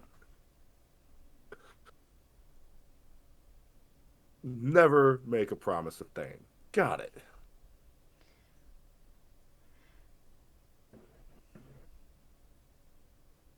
Now I still have 17 points left. Jesus. What do I do now? Okay. So, a couple of things that might help you make that decision is thinking about target numbers. When you take a broad skill or one of just the regular skills, it'll add +1 to your rolls towards that target number. So you might want to take like with blood. So I have a 5 in blood right now. Well, so I'm talking of so that is traits that you're talking about. Sorry. It's okay. Sorry. I'm talking about skills, which are on page 10, I believe. Oh, okay. Yeah, they start on 10. I will go to page 10. So a broad skill is like art, athletics, animals. So if you're trying to do something like kind of non-specific, you could spend 2 I haven't done any of these yet. Yeah. Oh. And that's where the nerf is. Now it takes 2 points to gain a rank in a broad skill, and that'll give you sort of access to, like a master of none sort of thing. Whereas if you took, you spent 2 to do shooting and then 1 in nerf, you're just like you're good at shooting things in general, but like your specialty is with a nerf gun. Can we go back at some? It doesn't have to be now, but at some point to go over on the character sheet the big circle triangles and how to cross those off again. Yeah. So what you're going to do is what's your stat for strength? Total it's at 3. Okay, grace. 2. Okay, so that's 5, and then endurance. And 2. Okay, so 3, 2, and 2 is 9. Wait, I'm thinking 5, 2, and 2. That is 7. So Yeah. you are going to have a maximum of 7 on that circle triangle thing. Uh-huh. So those are the max pillar points that you can have. You lose those points by doing kind of like these extra human things that we'll get to, or by getting like attacked by others. So they're like your hit points. Yeah, they're sort of like hit points for like a specific part of yourself. So hit points aren't tracked by one means; they're tracked by these different pillars. I see. And then when you take something that gives you a threshold, so you see how there's threshold in blood, soul, and voice? Yeah. You're going to it's assumed 0 unless you take a tool that gives you a threshold. And that threshold will subtract that number from anything done. So if you have a threshold of 1 and in blood and someone hits you for 2 in blood, you only take 1 pillar point in the blood track. So I'm going to But assumed it's 0. Yeah. Okay. Yeah. There's not like AC here. It's just how many successes. We'll get to combat when we get to combat. I feel like it's better to like above table. I'm not planning combat next week. I want us to work through skill checks and kind of understand looking at the character sheet. And then in session 2 or 3, that's when I'm anticipating some sort of combat. For the driving skill trucks, am I to presume that that's like 18-wheelers? 1 second. Driving. Where's that? It's on the bottom of here it goes. 10. Drive trucks. Yeah. Okay, that'd be 18-wheelers. Okay. Yeah, the things that require those special licenses. I'm giving Flax the stunt driver asset, and same. I love that. The idea that you could do stunt driver and then have a terrible driving skill is so funny. Oh man, I love that. Okay, so I have Brawl 2 right now. How many points would that cost? Sorry. I have Brawl 2. 1, 2, 3. 3? Okay. Mm-hmm. And then a specialization in one of those would be better, or would Brawl. it be worse? Sorry, no. Brawl is a broad skill, so it's 2, and then you pop it up again as another 2, so that's 4. Sorry. And then a specialty for what was it? I was gonna do kicking. That's just 1. Or punching. Yeah, because I have. Oh, which one should I do? Punching, probably. Because I have deception broad and then lying specifically. So lying would have 2, and all other deception would have 1. Is that correct? Correct. Cool. Yes. I want Thane to be good with shooting. I want Thane to have a pistol. I want it so bad. Mm-hmm. A Nerf pistol. I swear. But I want a different kind of... Now, this isn't, the skills that are listed under these broad skills, they're not the only things that one can have, correct? No, those are suggestions. Okay, so could I then take cryptids under occult? Yes. Excellent! So, one broad skill is 2 points. Yep. Okay. I just have to keep remembering in my head because that's how I will remember. So I'm going to take drive 1, motorcycle 1. Mm-hmm. So that would cost 3 total, correct? Correct. Perfect. Sorry, I ask a lot of questions. No, that's what we're doing here. This is all about session 0. Motorcycle just fits Thane way too It well. so does. Yeah, I have to do that.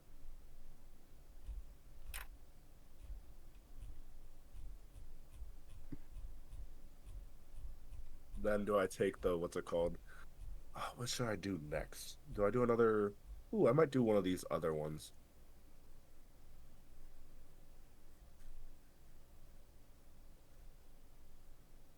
Is there a limit to skills, lore, and tools we can take?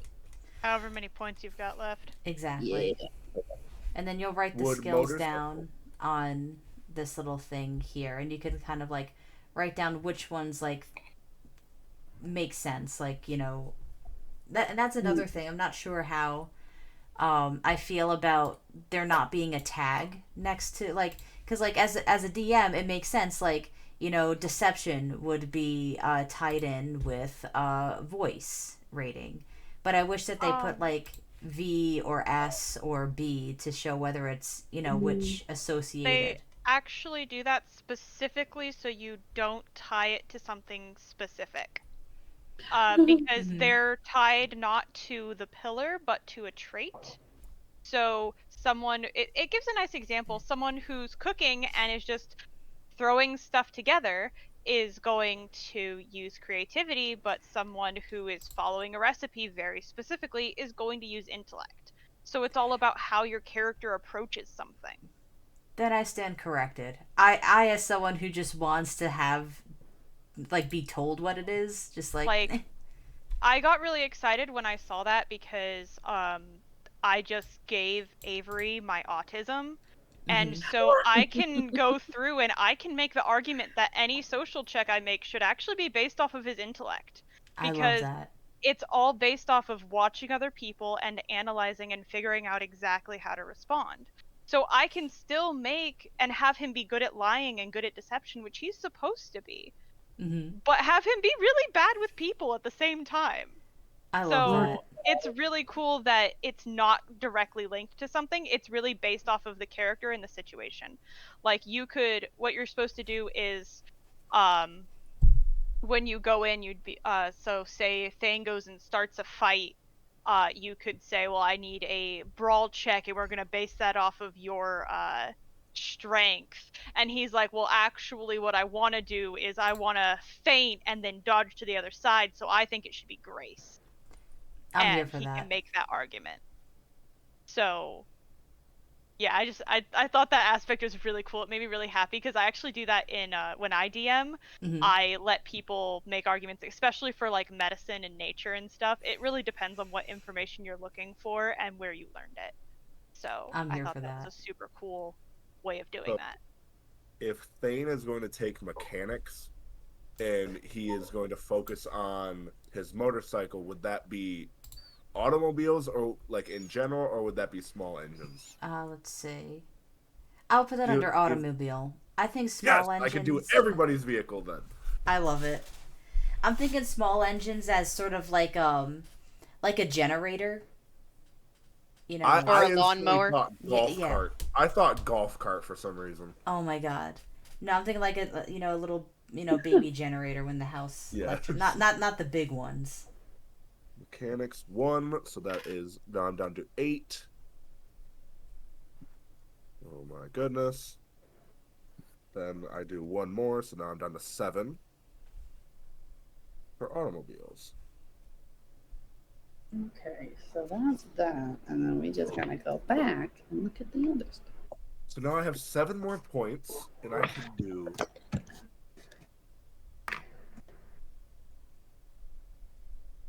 Do I do guns? Do I just do guns? You do. I do Yeah. guns. Okay. It's required. Then I'm gonna do 4 points. I have 4 points left. I have shooting 1. Shooting 1, pistols 1. Okay. Now I have 4 points left, and I have no idea what to do after that. How many points do you have left? 4. Do you have any things in your pillars that you That's can? what I was thinking. I'm gonna buff up strength. Mm-hmm. I was thinking. Because here's the thing: for your pillars to do certain things, you have to like pay a cost. Yeah. And so having some of that disposable in your pillar tracker. And that it just costs 2 to go up from 1 to 2, correct? Correct. Perfect. Oh, that's actually perfect. Mm-hmm. Then I have 0 CP left, and I go to a 2 in strength and a 2 in perception. Perfect. I have a 1 in intellect and a 1 in creativity. Sounds about right. Yeah, So, that is the definition of thing. is the only thing contributing to the thresholds the tools, skills, lore stuff, the actual like aspect, the strength, grace, endurance stuff? Does that contribute to the blood threshold? No. So there's specific I forget assets, limits, or secrets, but I'll get there. But it's one of the things that you buy. Here we go. So if you go to page 94, it's an asset. So for example, if you take pure heart, you add +1 to your soul threshold. If you take tough, you add +1 to your blood threshold. Which actually, Thane, now that I'm thinking about it, you might want to put one of those skills back to 1. So you could have 2 character points. Yeah, perception's going back to 1. What's up?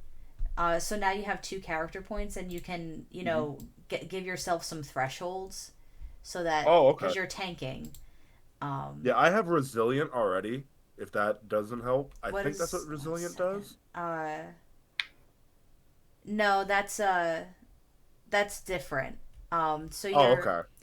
Your threshold subtracts the number hit. It's kind of like temporary hit points that doesn't go away ever. Yeah, I'll just go tough. But that's so now that costs 1.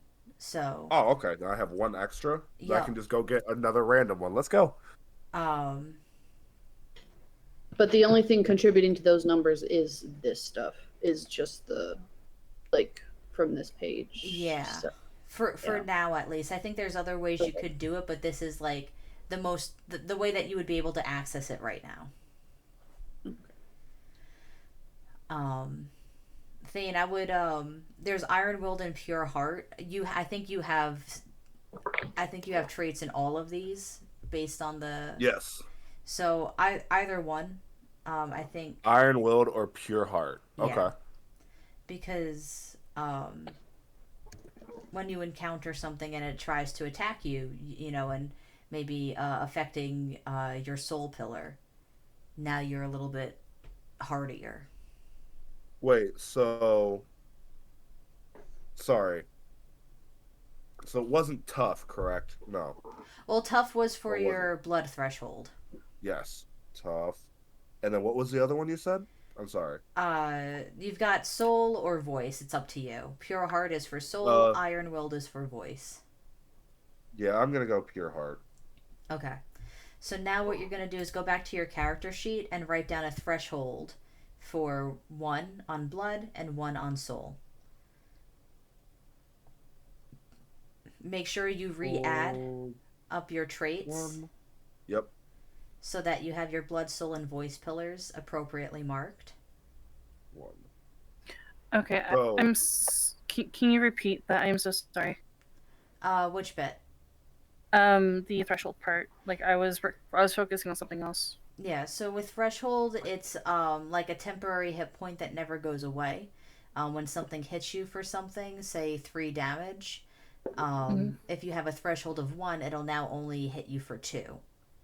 So let's say something attacks you and it's going to damage your voice pillar by 3. If you have a threshold of 1, you get to keep one of those. So instead of having to take out 3 of your voice pillar little circles, you only take out 2. Okay. Okay, I think I did this correct. I think because I wrote it down instead of doing all the typing thing because it was not working for me. Mm-hmm. Okay, so character tier is 2, correct? Correct. Awesome. Path, martial. Yeah. Mm-hmm. Secrets, fortuity, and summoning. Mm-hmm. My blood rating is 6 with a threshold of 1 because I have strength 2, grace 2, and endurance 2. Yep. So you should have like 6 of the blood bubbles filled out for now. Yes. Perfect. Yep. Okay. So I'll do that on a separate piece of paper Yeah. where I can fill in the bubbles. Then Because the for bubbles will go soul- up and down. They're not static. Yeah, for the soul, I have a threshold of 1. I have a soul rating of 5 because perception is at 1, spirit is at 3, and creativity is 1. Yep. Voice rating is 5, intellect 1, social 2, willpower 2. Yep.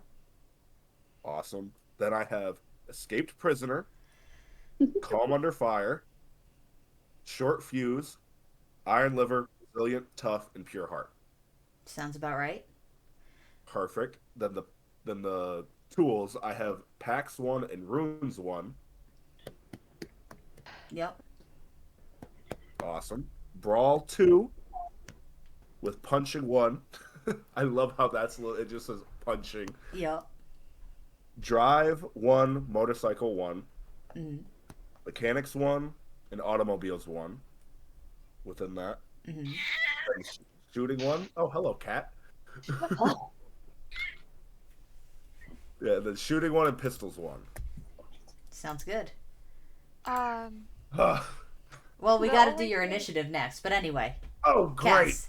Well, What were you saying your thresholds were? one for soul and blood. Why? Because I took the tough and the pure heart thingy. Each pillar has a threshold to negate incoming damage. A character's threshold for each pillar is equal to the rating of your pillar. There we go. So if your pillar for blood has what's the rating for that? I think it's overall? 5, 6. right? Oh, Oh, I shit, have I 6. forgot about that.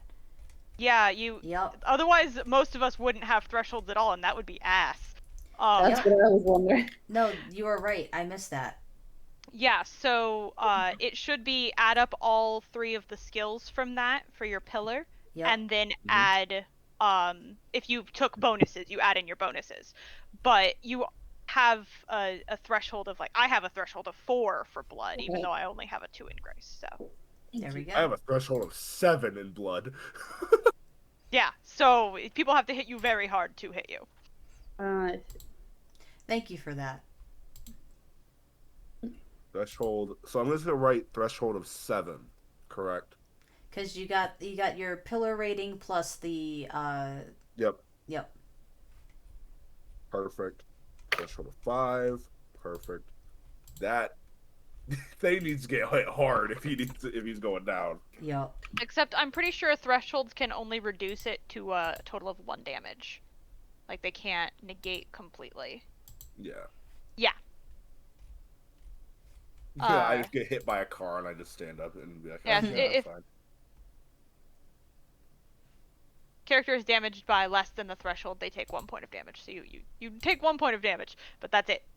Thane's bones are replaced with whatever the fuck they made Gumbies out of. I was going with Wolverine. I like the idea of him getting bent out of shape and having to be bent back No. into shape. I think it's funny. Especially because he's like an acrobatic Dexy boy, so Well, technically in this system, he is the exact same strength and same grace. So nice. maybe he's a little bit both now.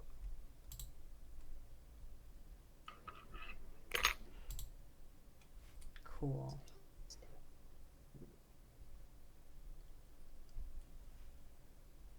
How many character points does the rest of the party have to? 10. I've been helping Em and Ren. I haven't done my own. Got it. Sounds good. Thank you. We appreciate you so much. Yeah. And now I need the Shut up. bubble. My God. Does anyone want to take my cat for like a little while? Thane, just for your initiative, in that parentheses there, add your grace, perception, and intellect, just so you know what your initiative bonus is. Considering giving So myself bad at another those. limit. I only have 2. Should I take another The, limit? the Yes. two scores I have that are at 1 are perception and intellect. Big rip. That For 100% makes sense, though. So there's a limit that's called Witch's Mark. Could I, and it says, you have a telltale feature that is difficult to hide. Could I make, like, a weird eye color be that, or is that too easy to hide? I feel like it has to be like those like the cartoon people where like one eye's like really big and one's really small. Well, I was thinking it would Please be don't like, do that. well, I was gonna have there be like a big scar over one eye, and then the white of the eye is black, and the iris is. Would Yeah. that be suitable? I will say that will be suitable, and in order to sort of like you could wear sunglasses, but it like you're more or less blinding yourself by doing that. So like you would get like I would say like a -1 or -2. We'll see how I feel about it. I want it to be balanced.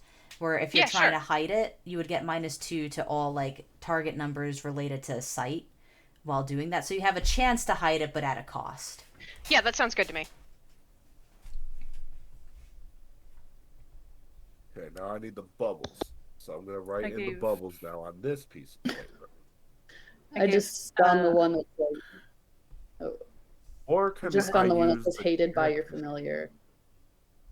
I love that one Yeah. so much. familiar? So good. I also gave Dad the Witch's Mark one. Currently trying to decide what that would look like for him. Like, Impulse said give him like magpie wings or something like that, but Give feel like him that's a little bit- magpie wings. The only issue is that they're not functional. The I fact that know. they're vestigial really ruins it, I'm not gonna lie. It's very sad. Casey, is there they're also any very way... hard to hide. Wear lots of shawls. Hmm. It's fine. Is there any way that you No? could not send a Okay. PNG and like a downloadable one of the character sheet? There's not a downloadable PDF of it. Dang it! I know. I Okay. could ask. I'll ask Jen. Jen, if you're watching, do you have a fillable character sheet for us? Oh, or Ren, you could give him his If that- ears. That would be insane. No, because just be able to Because click he the uses his thingies. ears to emote Yeah. so much. Does. You could I totally love give him his that. ears, and then he has to wear like big floppy hats and stuff Yeah. around people. He would. That would be so cute. Let's do it. Okay, perfect. Oh, I just realized. Mm-hmm. Tied. I Yeah. don't know if Uh, Ren is going to be. Oh, not Ren. Whoops. no, I'm gonna work with her. Yeah. During the week, and same thing with Andrew. Oh my lord.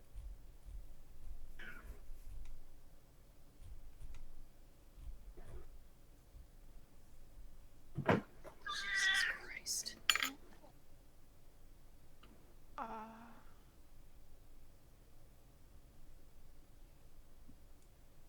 I also gave Dad the limit of having a little curse on him. So I'm open to ideas for that one. I just thought it was really interesting. Now I'm thinking, do I want to put any more on here? Get some more points. Because I love these. These are fun.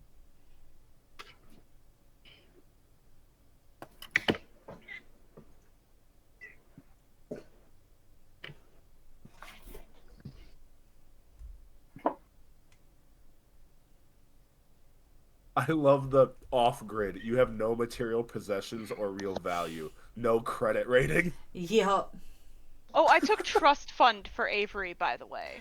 I kind of Excellent. expected that.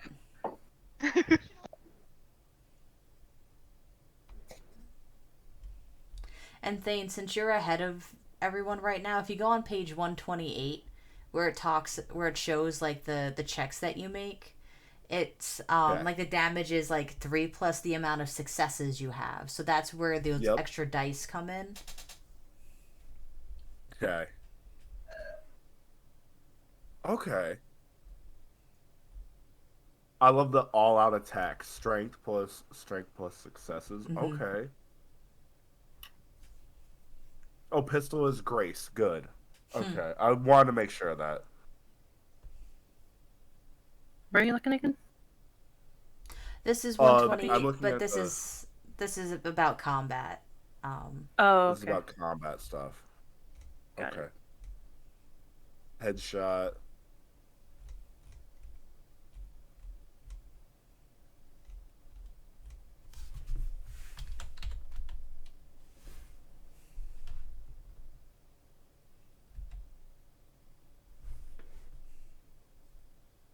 Half of these just ignore threshold.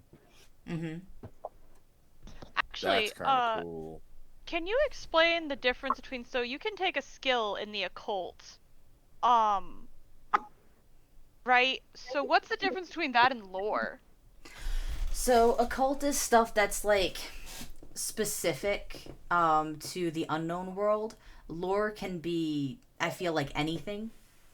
It could be how the known world interprets the unknown world phenomenon. And it's kind of like, the folklore and the fairy tales. Whereas a cult, I feel, is the people that are practicing it and actively engaged in it. So I shouldn't take skills, I should take lore, because he does his own research, shall we say. I guess. I don't like that. I did I was not just- like the way you That said did not that. feel good. I'm just a little confused No. as to where, like, the threat, Jin, that kind of stuff, like, where that would come into play. Like, how you would use that. So, I mean, if we were playing a longer campaign, you Sorry. would be encountering different kinds of monsters and spirits and stuff like that. So, Jin would be anything genie-like. It could be, Ooh. it could be like your genie in a lamp, or it could be the sort of elemental conjurations, like, or Jin as other cultures would see it as well, because there's a lot of similar things to genies, but not necessarily the same thing. Kind of like how there's different kinds of vampires. The heck was that? So how many of these? So I have to do this whole bubble tracker, correct? Yeah. So Okay.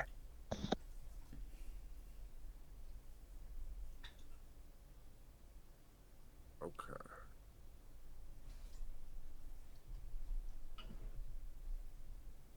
Now time to draw a bunch of bubbles. also we'll have a fillable character sheet by the end of the week. That's gonna make everything real easy. Mm-hmm. I may have missed it. You may have gone over it already, but under the different, so like blood, soul, voice, and stuff like this, it has a line with capacities. Is there anything specific that we put there, or? Wait, I know. Go ahead. Does it say capacities on that? Yeah, I don't see character capacity. sheet? On the character sheet? Or I print off the one from before. oh, With they some looking- changed the name. They were calling it by capacities, and now they're calling them skills. Oh, okay. Got Well, it. is there Yeah. any specific skill we put there, or? That's the Just kinda like skills whatever we from page like 10. Whatever you have. Yeah. Yeah, The one but that we I picked. have quite a few. Okay, so you just put them wherever they fit best, or? Yeah. I just Okay, wrote them that down. makes sense. So, like with what I did, basically this whole thing is just all the skills that I have. Okay.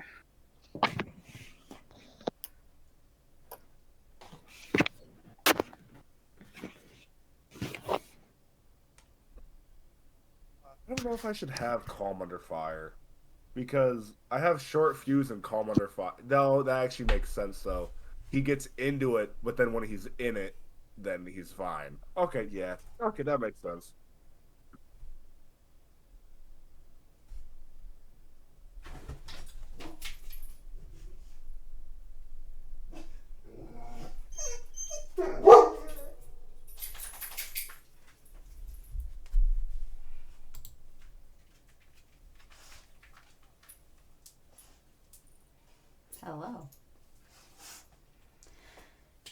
we'll get into like the roles and combat as we do it, because I feel like that's very much like it's best to do it as we go, sort of thing. Right now, we're just focusing on the character sheet, getting those character points spent, and then sort of working through now that you have your assets, your limits, your skills, your pillars, building in how your character's backstory accounts for those things and how you all know each other. Is what I would like to spend the tail end of the session going over. We should probably go over sanctums as well, because that's something that's technically free to have at level 1, so we would all have a sanctum. True. So let me just pull 1 second.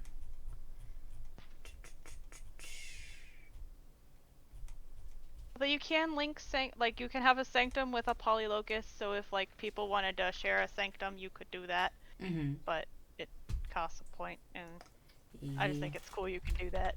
Okay, 1 second. Oh, I already know what Thane's sanctum is gonna be. I know it. So, sanctum portable, could that be a car? I am here for that. Excellent, because I think there's a thing under. But I think that one you have to pay for. yeah, these are all things that you would have to pay for with CP, but I do love the idea of him having a car. Yeah, but you could have like a very like Cass is right, you can have a sanctum sort of like for free, but it's very basic.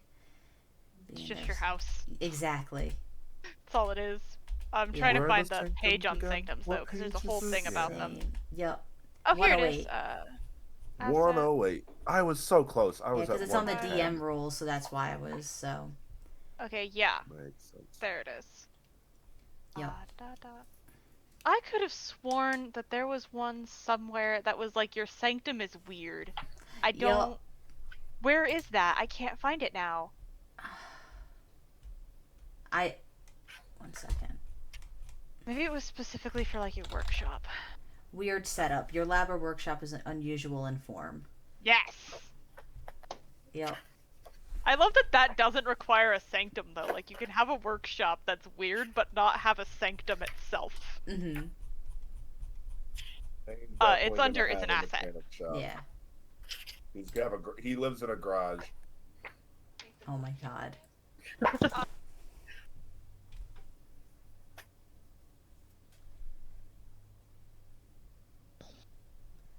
Yeah. My music stop. Unknown world. There you go. Yeah, I guess yeah. So that I feel if you don't want to spend a point for a sanctum, we'll set that up during backstory. If you want to spend a point for a sanctum, then we'll figure it out now. I'm not gonna spend a point. I don't have any points to spend, so. I want his sanctum to be his beat-up 2-door red truck. Absolutely. Oh, I just want to get a sanctum 'Cause workshop, and it's gonna be his dark room. He has a familiar, and the familiars are limited to your sanctum. So his familiar is a dog that likes to stick its head out the window. Oh, I love that. Little Boston Terrier named Betsy. I'm here for it. No. That's could be how Athleon and Thane meet. Is he was like he needs a mechanic for cheap. Oh, it's not He's like- Athleon. I'm doing someone Oh. different. Oh, okay, fair. I don't know if I should. Should it be Thane? Should I? Well, it's gonna be Yes. Thane, but I just It change has the to Just be put name. so much effort Yes. into building It him. has to be Thane. Yeah. Okay. Yeah. Thane. Oh come on, Thane was made for like modern life. The neon lights, Yep. the back alley bars. Like come on. Yeah, if Thane was alive today, he would get into so much trouble. Fine. You know, maybe I should change it from escaped prisoner to felon. Maybe that one's probably better. Oh man, but like I just love the thought of him just like with a nail file getting out of a prison cell. Of a and- prison. Yeah, it's like no. So I'm slightly confused about familiars. Because goodbye. It says that you can experience your familiar senses if it is within 10 miles, but it is limited to your sanctum. Give me 1 second. Let me. Yeah, it doesn't explain like what that means. I read, like, if I were to read that, I would think it has to stay in your sanctum or around it. That's what I'm guessing. And that's what I'm guessing as well, but I'm It's just weird to- wondering yeah. then why you would be able to look through your familiar senses if it cannot move from you. So if you are leaving your sanctum and you think somebody is attacking your sanctum or whatever, Yeah. doing whatever, boom. A few. 1 second. Seven familiar features. Your familiar must remain or in your sanctum. Gotta cover the logo. Sorry. Because that's level 3. No free Yeah. advertising. No one got my joke. I'm sad. No, I got it. It was funny.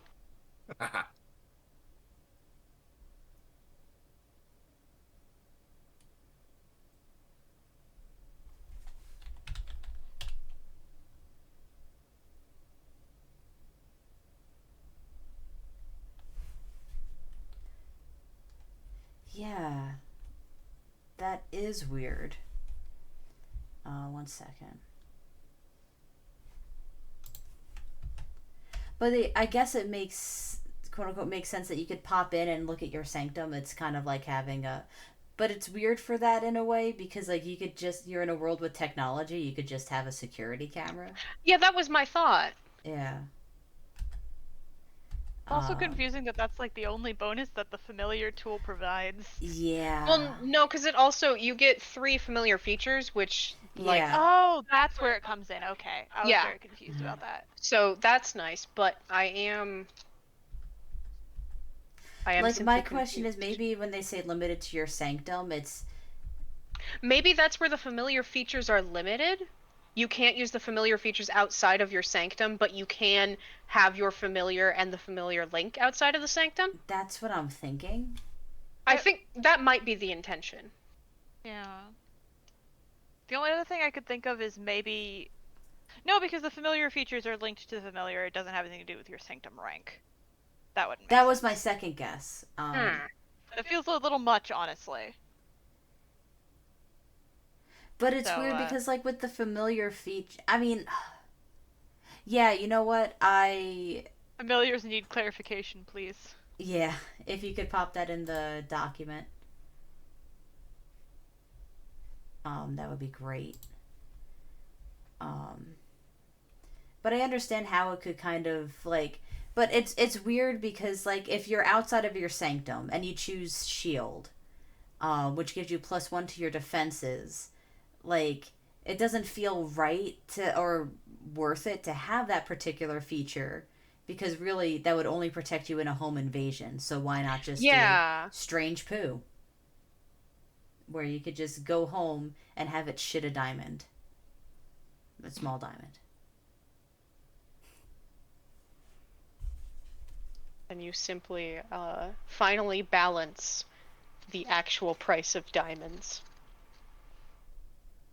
Flood the market. They can't have a grip on it with their blood diamonds anymore. Oh my god. So, yeah. 1,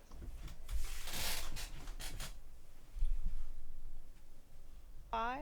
It's 5 points. Yeah, so Jen, I know that you don't want to have too much contact with the devs, but if you're still around in chat, it'd kind of be cool to have your thought on clarifying your familiar features are limited to your sanctum, what the intent was behind that. I'll pop it into chat as well. The other thing is we may be D&Ding it too much with that because, you know, familiars were long before D&D and didn't necessarily have all of these, you know, spell-based abilities that required you to be there because familiars I don't know. I guess they're just as often left behind as they are with the spellcaster. Can you link the Twitch in the chat? I just wanted to. Yeah. Perfect. Thank you. 1 second. I'll just get pulled up on my phone. It's easy. Thank you. Mm-hmm.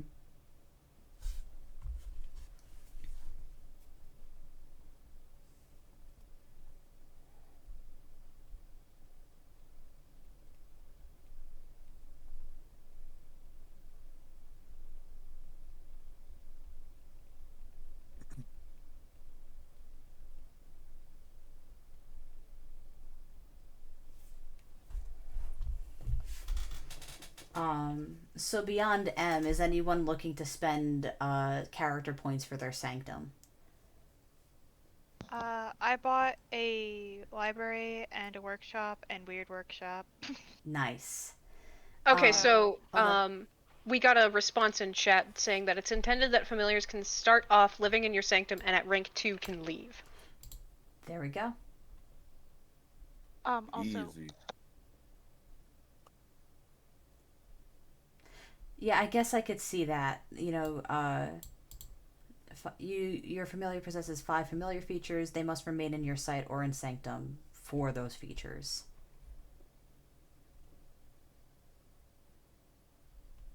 The whole sensory thing starts at rank 3, by the way. That's what Yep. chat's saying. Makes a sense, so. Cool. So Cass, what were you thinking for Avery's library? I almost want can I make a suggestion because I love the New York library. You could get lost in it, and I almost imagine that like Avery has like a secret library in the New York library and like, you know, an out of like you go in by doing like an out of order bathroom stall or you know, not like that, but you know, you go in, you open the secret door that's hidden in that you know, barred off place, and then there's your little library. But that sounds really cool, but it is supposed to be connected to his sanctum. Darn. I'm not sure what the rankings of the little sanctum pieces do yet either. So I don't know how big this library is. I'm trying to find more information on the sanctum itself at the moment Sounds good. before I start putting points into it. I'm sorry, I just need one more piece of clarification because I'm sure we've gone over this, but when you spend money to get a tool, like not money, when you spend CP to get a tool, you start at rank 0 of that tool. Is that correct, or do you start at rank 1? No, everyone's at rank 0. Yeah. If you put CP into it, you are now at rank 1. Okay, so then if I put 2 points to get to rank 2. Yes? Think? Yes. Yes. Well, okay, cool. So you have to spend a point to get get access to the tool. Well, because there's an asset that says you can just get a learned tool. Here, 1 second. Like there's a learned tool asset. Yeah. I thought that the other one was so that you could have it and then not spend CP on it in the future. 1 second. I'm actually not sure how that's supposed to work either. You have a learned tool so completely that you do not need to access it in physical form. So you still need to spend that to get access to the tool, because as this assets needs to be taken only once per tool. So that suggests that the different tools you need to retake the learned tool. But you don't need to access it in physical form. Is 1 second. Let me go to tools. Like you can, because what it is you can pay for the tool, but like in order for me to use my glyphs tool, if I didn't learn it, I would have to like have the book in front of me. But if you learn it, then you don't have to have access to that book. Yep. The purchasing requirements for that distinction is very confusing. I just thought it was just that one, you spend that 1 point, and that kind of eliminates that barrier.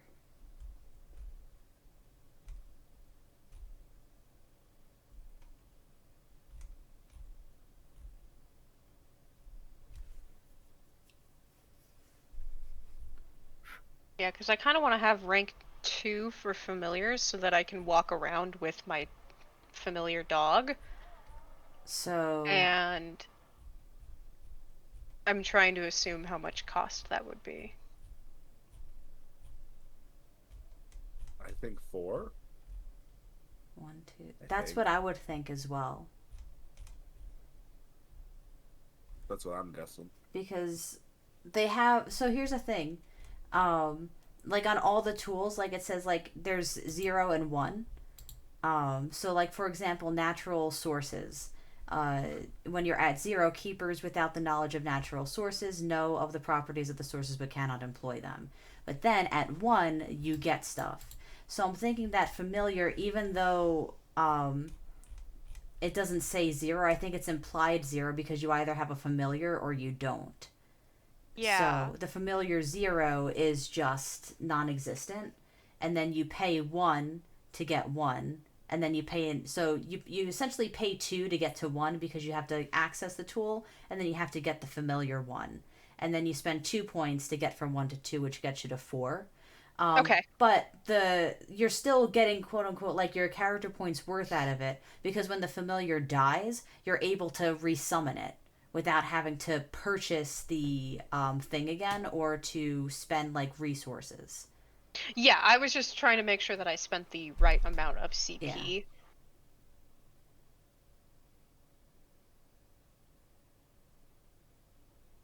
Emily, how are you doing?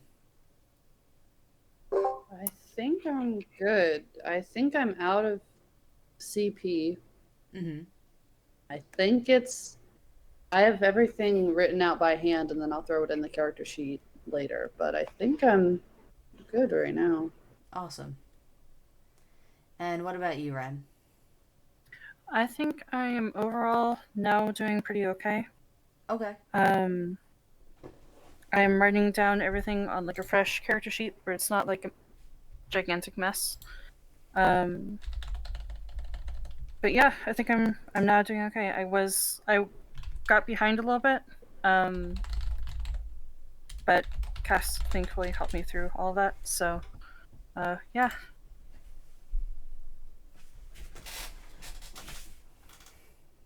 Cool. I don't know why I ended up on my. Sorry for those watching the Discord stream, not the Twitch stream. I got stuck on my Canvas page staring at it for a hot second. Cool. Uh, do we feel like we're okay with for those that still have character points to spend? Are we okay with pausing that and you doing that separately, just so we can start getting the bonds together and figuring out exactly where the characters are at?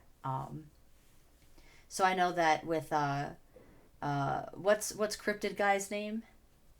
Robert. With Robert, we have a sanctum as this red, automobile, with this familiar. With Avery, what's your sanctum looking like? I mean, you could be a trust fund. You could have. I mean, what's stopping you from having a goddamn studio apartment on the Upper East Side overlooking? Oh no, Central? that's what Penthouse. he has an apartment. It's a 1-bedroom apartment, except he turned it into a studio, and the bedroom is now his Library. His dark room. Got it. Thank you. For photography, yeah. Probably also extends into the library, given that his dark room is technically supposed to be his sanctuary. Mm-hmm. I mean, it's also his good for the sanctum's books. His sanctum's his apartment, and then the locus is the main area, and then no one is allowed in there except him. I love that. Actually, that's Fair not enough. true, knowing who Avery is as a person, but that's besides the point. Mm-hmm. Is it Bart from Dad? No, actually, Avery is more the kind of person who will let anyone and everyone crash on his couch. So yeah, all of his expensive stuff is locked up in his dark room, though. I'm here for it. But so he's got the dark room and the library, just kind of in there. Very cool, very magic secret-y, that kind of thing. Nice. I think. I'm still trying to figure out how to spend my points, so I'm not quite sure exactly what his sanctum's gonna look like yet. Yeah. So then I guess we'll go around with the rest of the characters. Where would you want your level 0 sanctum to be? And what does it look like? I know, Thane, you said you're living in a garage. A little garage that like he would be fixing up whatever to make money here and there. So I imagine that there's like a mechanic shop, and the mechanic lets you just kind of sleep where you work. There's a little like, Yep. a large supply closet turned into a little bedroom for you. Yeah. So that works. No, I just imagine there's a couch that is just sitting in the like in the main floor of the mechanic shop, and he just sleeps there half the time. I'm here for it. What about Flax? I think he probably. They might just have like a little like a gremlin hole in the park. Like, Oh my god, that so works. I mean, there's a lot of like large rock features in Central Park, and he was a rock gnome, right? In D&D. yeah. So I really enjoy that sort of thing. So let's see if I can. I'm gonna stop sharing for a second so I can find a picture. Rocks in Central Park. What about Dad? His sanctum, right? That's what we're Mhm. talking about. I kind of assumed he was going to live with Avery because that's I what was you're doing gonna already. say Avery's gonna pay for a polylocus, Okay. so Okay, cool. Otherwise, I did give him the getting by asset. Mm-hmm. So he already had like a modest apartment and stuff like that. So it's not really sanctum, but Yeah, it could just be sort of like and I'll be pretty loose with that getting by thing. Like, maybe you get separated from the party and you don't have your wallet on you. You're able to sort of like, get a couple of loose change given to you, so you're able to hop on the subway, sort of deal. cool. Um, cool. I think that's everyone's sanctum settled.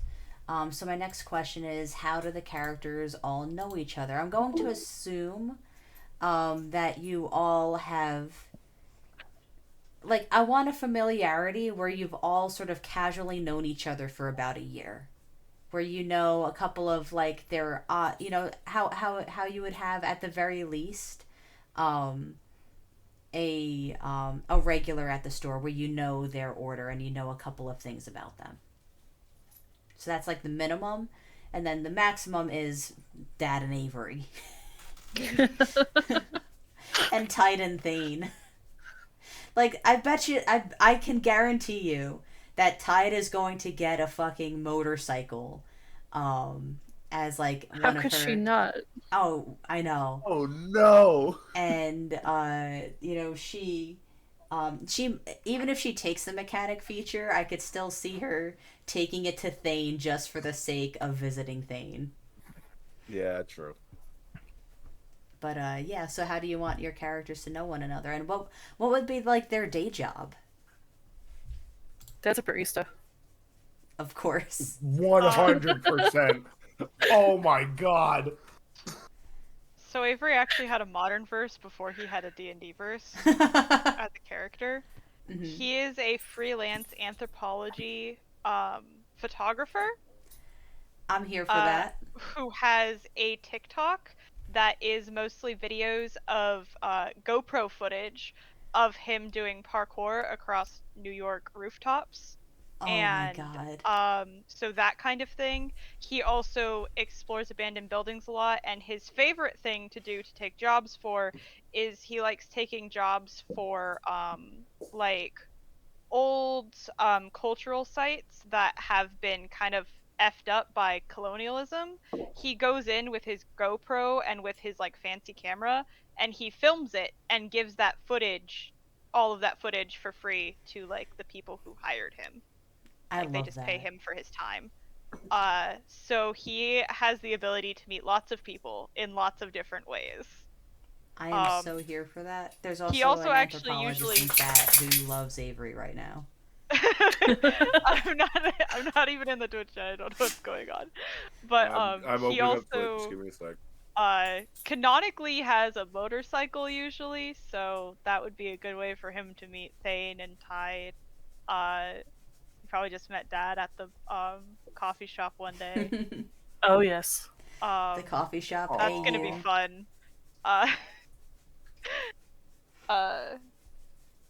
How would we we're going over how everyone would know each other. Mm-hmm. Hi, I come just back. came back. Sorry. Welcome back. We're just talking about how everyone knows everyone. I've definitely fixed the Avery's motorcycle. That has happened. Trying to think of how. I mean, he probably knows Thane as a drinking buddy. Oh yes. So How would Thane and Flax know each other? I feel like they need to. Like they're both like Oh. gremlins. I love that Thane is somehow our social hub. Yeah. Mm-hmm. No, that would be so funny. Is Thane is like walking downtown. That's when he runs into Dad and Avery, and then Flax walks up and says, "Oh hey," and I'm like, "Introduce." Can Oh, Can Flax be like I don't know, I'm getting this sort of read off of Flax, but like I feel like he would have been someone that like either helped Thane escape, or like not like, broke into the prison thing, but just saw Thane in prison clothes and still in handcuffs and he's like, I know a guy. I just probably was like, I'm not hugely invested in the scheme, but I mean, we'll see where this goes, and then ended up helping him out. Here, come stay No, in my I'm rock running cave through. for an evening. I'm hanging out in my rock gremlin hole. No, I'm running through Central Park, and there's police chasing after me. I trip over something, and I just see Flax. I'm like, no, you don't say a word. And then, how would Robert know Flax? Because I feel like he probably tripped over his house while ghost hunting in Central Park. just wanders right into Flax's home, thinking that Flax is what he's hunting, but instead it's He just. thought that the snores were a ghost, He hears mysterious noises. and he's like, "Ah!" I'm here for that. And then I think it's a bit obvious for Robert, since like you're the active cryptid hunter. I think you're the only one that's like really into the supernatural or the unknown world. Yeah. But what would be everyone else's contact with the unknown world and this sort of supernatural abilities that you all have? I know how he broke out of prison. Oh. He summoned a spirit by accident. Oh, nice. I love that. Or he was in prison and a spirit was like, "Oh hey," and he just started talking to him, thinking he was an actual person. Said, "Hey, I got you a key." Oh my god. Bet, and just leaves. I'm here for that. Kind of great. Sorry, the dogs are. Yeah, now that you're on camera, you stop. The tail starts. Tail wagging. And they'll be right back at it any moment now. Cool. What about Dad? Got distracted by the dog. What was the question again? Actually, sorry. I'll ask the question again. But I have a funny idea in my head, just kind of little headcanon. But like the question was like, how did Dad encounter sort of like his supernatural keeper abilities? But I was also thinking of like Dad and Avery, like, are you like meaning keeper? But like Dad's like, yeah, I'm gay. Probably yes. But We sorry. have to do something with that at some point. Yes. I think I mean, that's very much like, into like the crystals, the energy, that type of thing. And it's like, I think at one point it was just like this passive like interest, like, oh, okay, that's cool. What if? And then just shit started happening. Does that have an Etsy shop? Of course he does. Of course. He sells resin pyramids and stuff like that. No. No, God. he has taste. Clearly not. No, he makes like little paintings and stuff like that. Got him! Wow, What? can't believe you're coming at Avery like this. Cass said he has taste, and I said clearly not, implying that he has bad taste for Oh. boyfriends. Oh no. What about Avery? How did you So I have a- start that spark? So Avery grew up with lots of stories about really weird stuff like Yetis and things like that. And he decided very early on that no one could tell him that magic wasn't real and he was gonna find it no matter what happened.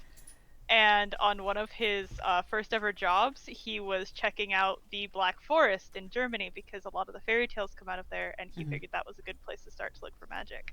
And he found it. There was some drama, but he has magic now. And it wasn't exactly what he expected, but it's great, and he loves every second of it. I love it. And then he dates a witch. He dates a witch. Of course he does. Par for the course. Flax. I think Flax was in a different little rock gremlin hole that he was living in, but he got really mad at like the people, like the noise from existing in Central Park, and like in his random fit of rage he like whoops accidentally figured it out and then had to run to his current home. I'm here for it. And I have a question on sort of setting up the scene for next week, but like, what is everyone's relationship with being a keeper, with being a part of the unknown world, and kind of pulling from the magic that comes from it, as living in a world where most people turn a blind eye to it. So, tell me if this idea doesn't work, because I don't know. But, so Dad's a barista, and he has the healing secret, and he uses like runes and stuff like that. So like the idea that I had was like drawing little symbols and like the foam in the coffee to like make them feel a little bit better or something like that. Oh my god, I love that. Like like latte art. Uh-huh. I am so here for that. Cool. So it's more of like an asset to him, and it doesn't really bother, or I guess like it doesn't bother him so much that he thinks of the people negatively. He's just like, yeah, here's a little bit of like happiness in your life. Yeah. Cool. Yeah. And he doesn't do it for people that are jerks. So. It's such a witch thing. Uh-huh. Just put a fucking hex in some asshole's coffee that like yelled at your coworker. Isn't that like just like the retail worker's dream, to be able to hex someone's coffee when they're an asshole? Well, that's where the telekinesis comes in, where you can just can like do that if upset you're not the a cup of coward. coffee to the Oh left. man, I love that so much. What about Robert? He is cursed by the knowledge that he has. That was the he is the only line between the light and the dark. He is Okay, Batman. Batman! Oh my But, like, god. his parents are alive, they just hate him. So does his daughter. So does his daughter. Oh my god. What about Thane? Thane is definitely the last resort. If Thane shows up to like one of the things that's going on, it's just like, oh great. He's about to break some shit. But he does not deal with it on most occasions. Like, if it comes up, he'll be like, okay, I'll deal with this. Like if a ghost just walks into his mechanic shop and his boss is like, "What the hell is that?" I'll deal with it, and he'll go up and talk to it and say, "Fuck off." I love it. I think I'm gonna make a ghost that haunts that place. Mm-hmm. I'll figure it out. But in the meantime, Flax, what's your relationship with the unknown world and your abilities? I think Flax is like down with it a little. Like he wants to find ways to use it to help other folks, but he also knows that they're incredibly impulsive and kind of stupid. So there's also a decent bit of hesitation. I like it. Thane, I realize what your regular ghost is. Oh. It's this elderly woman. Okay. She died when she was 97. Got And it. she always comes in with a ghostly $5 bill, and asks for change in quarters, for the laundromat. How long has this been happening? As long as you've been there. Yeah, and like by now he has started like actually like giving in and being like starting to take quarters out and all this kind of stuff. Tries to put it in her hand, and then when it goes through her hand, I instinctively put my hand out. I go like this. Good job, awesome. There you go. I'm here for it. Avery, what's your relationship with your magical abilities and having to be cursed with the burden of knowledge? He's not cursed, excuse you. He Uh-huh. loves everything about this. He's cursed. He's not. He is super enthusiastic. He loves the fact that he has magic. Honestly, the fact that he figured it out and he was right. That's more than enough for him. He's very excited about that. He just likes playing with magic, to be perfectly honest. He's just excited that he was right that whole time. Because people, listen, a 12-year-old boy still believing in fairies. There was a lot going on in his childhood. And the Adorable. vindication is very strong. All right. So setting up how you are all going to be together. I have an idea on what's going to happen, but I want to have everyone in the same room for when we start next week. So what's something that all of your characters would be interested in to be in a public space together? Would it be like the like a 5K run in Central Park? Would it be sitting at a bar at a Mets versus Yankees game? Would it be doing a pub crawl on Halloween night? So what sort of thing would all of you be in, like the same, block, more or less? Would anyone be down for a ghost tour? Of course. Yeah, Dad would make him go to it. Let's go! Yes. I did also throw into Flax's though that he does have he's haunted, I think, so they're similar. Yeah, I have that.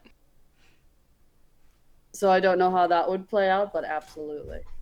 So We'll here, go on a ghost tour. Fuck. okay, so as someone who's a New Yorker, hearing like all these native New Yorkers going like, I'm gonna do this touristy thing, it's killing me. So I'm gonna workshop this a little in the sense that the ghost tour is for the ghost that haunts Flax, and you are all there to help Flax keep their rock home undiscovered. So it's gonna be a little bit of like Scooby-Doo antics to when it comes to like to the exploration Ruh-roh. part. You keep the tourists from discovering like the exact cave that Flax lives in, even if they're kind of chilling in the area that the ghost is known to haunt. So the idea that it's a terrible touristy thing would make Avery even more into it, because now he wants to tag along to mess with the tourists. Perfect. Yeah, that's why Robert's there. Like, follow them around and just be like, you know what? I know that this fire hydrant is haunted. 3 weeks ago. Oh my And God. like, just make up the worst tour guide's worst nightmare. Well, there's a lot of like free walking tours that exist, so you could just be picking on some poor college kid that's trying to get some experience so they could eventually work at a museum. Yes. I like Terrible that. But Thane is definitely just rolling around like on a motorcycle, and like at that exact point, like he's gonna come upon the big group of people just walking through Central Park and be like, I hate this. I have a request. Mm-hmm. As someone who, you know, has done ghost tours and all that shit, uh, every time someone like has like a recorder or something like that, and they ask like, "Is anyone here? Please row the motorcycle." Oh, Ruin Oh yeah. my all of the audio. god. Oh, Avery and Dad can take flasks and make it into a drinking game. Well, you just piqued Thane's interest with his fucking iron liver. That they Every time someone if flinches. if Take a Tide shot. is like has like, because I doubt it, but if Tide takes motorcycles, I could definitely just see Thane and Tide just rolling around downtown New York at like uh whenever they're doing it, and then they just roll up and just see this group and go like, let's go. Yep. And I think like so you'll see it. So sorry, I'm being picky. Central Park is not in downtown, so you'll be in sort of Oh, like I central don't to know New Upper East York at Side. It's all. okay. I've never been. And there are large groups everywhere in New York. So Yeah. you'll see a large group with several familiar faces in it, Yeah. and it's very clearly a touristy group. So it piques your interest because you're like, all right, if these natives are rolling around right now, what? With them, I'm invested. What is going on? Yeah, and so that kind of piques the troll in the both of you. Just revs as soon as people are starting to talk. Like, no. I'm here for it. Cool. I think we got enough to start on next week. I have a really fun yeah. I have an idea that I think that everyone's gonna like based on sort of what you all set up together. Um is there anything else we wanted to go over? Um I know that some people have character spending left, so we could do that for another 15 minutes. I think I broke it down mostly, actually. I do have a question, though. Mm-hmm. I mentioned the photography with glyphs and him using exposure tricks to put glyphs into pictures. Mm-hmm. I was wondering, so for mana, you have to absorb the mana from things. Yep. You have to take it away. So since he's a anthropology photographer, he also does like modern cultural anthropology stuff. So he'll take pictures at like really big events, really big cultural things, like concerts and stuff. Can he just use his pictures to take the mana out of them? Like, can I say that that's how he does that? Yeah, because I think there's a way you could harvest natural mana. Yeah, I took a second level in mana so he can take it without deteriorating the original source. Yep. No. He knows when to stop now. He can do it without hurting things. Yeah, because it's So- like there's the natural, free, and prepared. Oh, Because right, that was level 1, not level 2. Thought that was level 1. yeah, with level 1 you get simple harvesting, ley line harvesting, but the sustainable one lets you I think hold on to it more. I forget off the top of my head. I'm You reading can it take ish it now. from anything. You can do it without serious damage. It's slow. Yep. Take up to their own spirit trait. Yeah, because I think no matter Give yourself some spirit. yeah, I just think that no matter what, like with the free harvested mana that you keep in the orbit, you can only Yeah. have up to I forget if it's 3 or 6. Those numbers are popping out of my head, but it's so can hold up to 3 times tier. I don't know what the tier refers to. Oh, tier is in mana tier. Mm-hmm. So at level 1 I could take 3, and at level 2 I could have 6. That'd be why those were standing out in my head. Cool. Okay, so Thane is not going to take Resilient anymore. I'm really tempted to take Stunt Driver, so when he's downtown on his motorcycle, he's just just going everywhere. That fits them really well. Everyone wants stunt driver. Yup. Yeah. I gave Dad the limit of curse for a low level curse. I'm looking for ideas for that because I don't know. It just intrigued me. Let me see. Can you describe it? Well, according to the short descriptions, under the effects of a low level curse. Let's see. What if it's like he's an opener and the closers never properly clean Oh anything? my god. Oh god. There's actual curses that is funny. Aww. Uh, I call that a curse. it is I a call curse. that a curse. 1 second.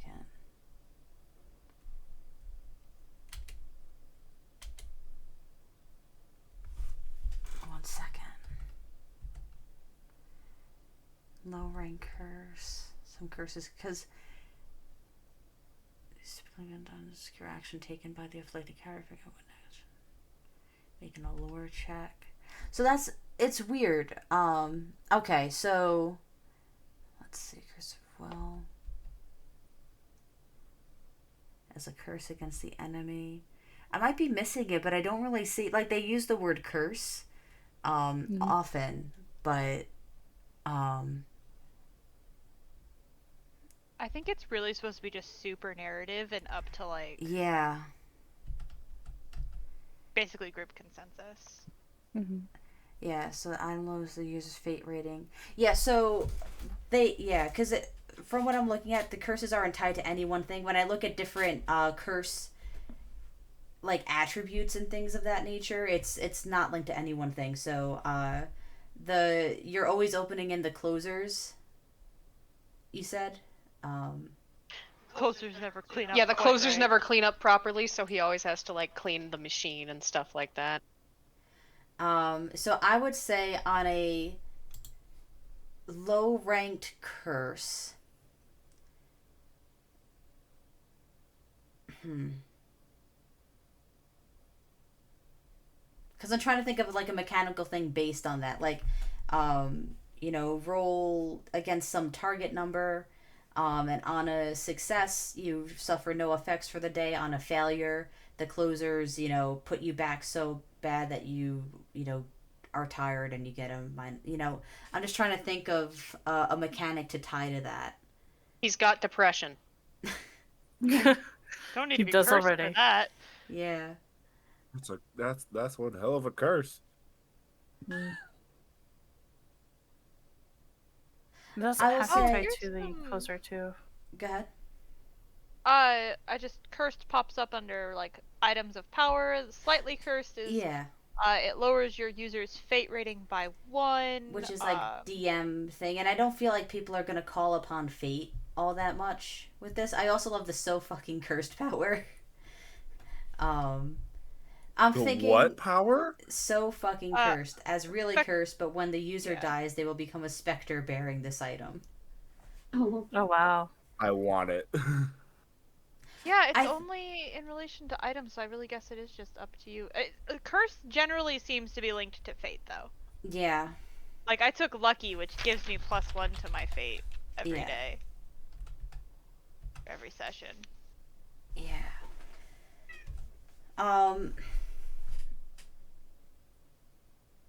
So I think what would be good is until you spend on a, and we'll assume,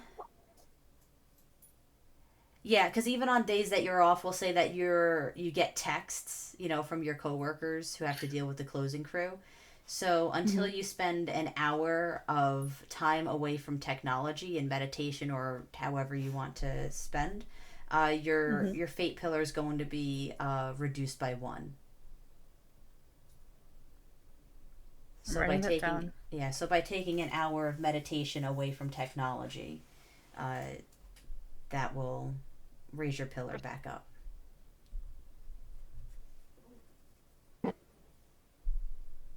I'm trying to decide. Do I want another threshold for my soul? Or I'm already at 5.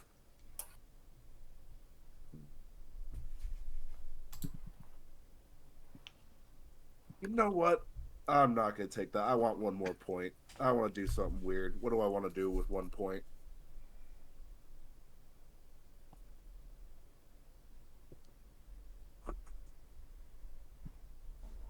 I don't know. There's so many weird things you could do with just 1 point. Yeah. Mhm. Wait, whoa. Have you given him a cooking skill yet? Hey, Where is it? Sir. Where's the It's cooking? just Domestic cooking. arts. It's under skills, so domestic arts. Domestic just arts cooking. cooking, It's yeah. 1 point. There we go. Okay. Cooking. Domestic arts cooking. Now I get to try and take Thane's spices in a whole new universe. No. If you That's Thane's curse.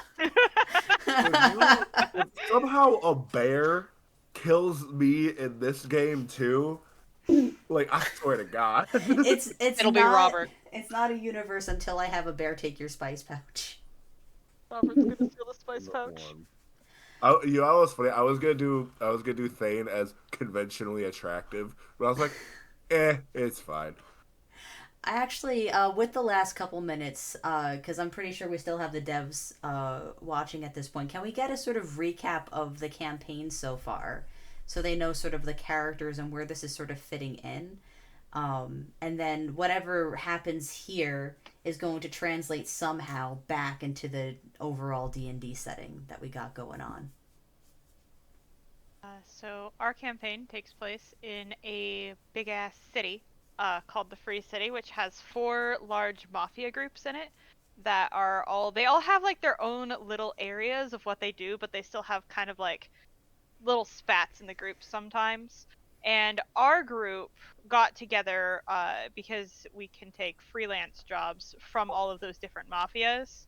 So we got together by investigating like slimes for somebody who was trying to make a counterfeit subway pass, basically. And then we got into it, and as we continued along and we took a couple more jobs, we were exposed to this it wasn't slowly, actually. It was quite sudden. There was a random assassination outside, and that very quickly exposed us to the idea of these people going around killing people. And we were like, oh no, that's bad. And then we found out that actually they're killing spies, so that's not bad. Except that group was buttheads. So, it's complicated. And after a while of us going around, we keep getting blindsided by like random people that we sort of trust but don't really trust. And this group, at the end of one of our jobs, we were smuggling someone out of this country through the evil empire that's right outside. Which is where those spies are coming It from. was a vampire where that the we were spies are coming smuggling, by from. the way. And the vampire backstabbed us, so we had to kill him. And after that, we all decided, you know what? Actually, no. And we just left the main city to go start a town of our own. And now we're in this town of our own. We're rebuilding it. We're bringing people in. The DM keeps throwing weird animals at us. It's great. But we keep taking them. We keep taking every animal that's put in front of us. We adopt. So it's a very strange town. And in this town, we also found some. We have a Sasquatch. We have a 2-headed crocodile. We have some owlbears. There are more. And then in this town that we've started, we're still trying to work with the mafia groups and everyone because that's our main source of income. We're still trying to figure out what's going on with the spies and with the empire invading more and everything that's going on with all these different people. And at the moment in our last session, we were actually exploring a cave system under the tavern of our new town, and somebody annoyed a fae creature. That's Although, me. to be fair, that fae creature did grab the blade of a sword, so I don't know what it expected, other than getting its hand cut. He grabbed the sword. I just said I twist it so he would let go. What do you think happens? That's where we left off. Yeah. So yeah, there's a lot more than that, but that's the basic premise. Yeah. There's also like mirage dragons. Bane fought a revenant by himself. We've got That was good. people becoming That was warlocks. All Thane, actually. All Thane. He's got Yeah, protagonist Thane. syndrome. It's very unfortunate for him, honestly. Yeah, because I keep getting my shit rocked every time. You keep diving into it too. Throughout all of this, Avery and Dad have just been gay U-Haul lesbians. Yeah. Basically, yes. So we got a question in chat. Building your own town sounds really great. How many bears in town so far? 2. 3 if you Albert. count Two Sad owlbears. Squatch. Yep. Albert and Olivia. Olivia. And then Olivia. there's Oh, my a Lord. 2-headed crocodile, 6 Named Sailor and Sandy. named Yeah. Sailor and Oh Sandy, yeah, I know one of them was Sandy. 6 giant crocodile eggs, they haven't hatched yet, an electric lizard, a Named 900-pound pig, which I would like to point out is 3 times the size of a normal pig. Mhm. Most pigs are like 300-400 pounds, not 9. What else do we Bacon. have? I feel like I'm missing a love pet bacon. somewhere. No, I think that's it. Uh, Oh, and Avery's new puppy. Her name is Jolly, and she's just a dog. Oh, and there's also bees. yes. Oh, there's also bees. Sorry, There's I 4 got beehives. In chat, we now have stats for bears and pillars for the next version, which makes me very happy. Bears are my favorite animal. No. Fantastic. No. And No. so, Thane, would you like to explain why Thane is not a fan of owlbears? First Hello, session. Mama. First session of the entire campaign. Thane was taking a nap in his tent. 2 owlbears showed up, grabbed the spices that he uses to cook, and well, he got one shot by it. Instantly. A couple And sessions like ago. he almost died. And then it happened again. Which was funny because Avery had the spice pouch for a long time and was holding off because Thane was an ass to him when he was like offering the spice The pouch. magic spice pouch. And And I he so, didn't know finally what it gave it to was. Thane, and then that day we got attacked by owlbears again. because you were back Also- in the woods. This is why Avery refused to take watch anymore, by the way. Because every single time we have been attacked by something, it has been on his watch. The vampire attacking, his watch. The vultures right before that, his watch. The owlbears, his watch. The goo things, his watch. Every single time we have been attacked by something, it has been Avery's watch, except for the most recent owlbears, because I refuse to take watch anymore. Chat I thinks love that this that. is Avery's fault. It's the chaos magic. I'll be honest. Yeah. Oh, random fun fact for chat. Avery used to be 20 years old, and he's now 17 because of said magic. Yeah. Not in this world. In this world, he's an adult because he has a degree. Mhm.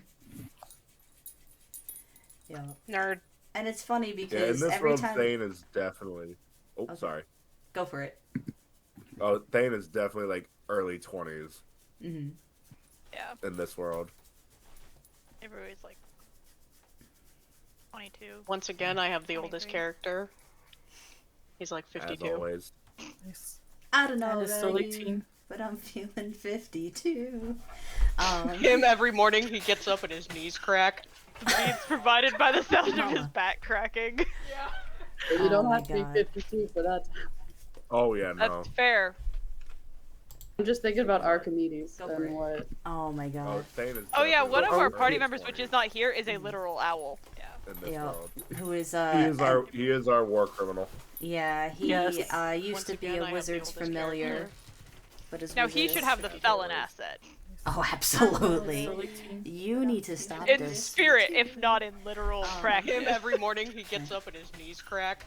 It's provided by did Yo, the know sound can of me and his back Archimedes have cracking. escaped prison together? Well, that's an Andrew question, and I'll get Yeah, in touch that- with him once if- he's back. Yeah, if he does want to, that would be so funny. BFFs for life. I have a question. Hmm. So, are we still original species, or are we human, or So that's up to you. Or are we dancers? I was waiting for that one. Keaton. Sorry, my dog will not stop licking me. She definitely wants food. I don't blame her. But don't worry, we'll get there.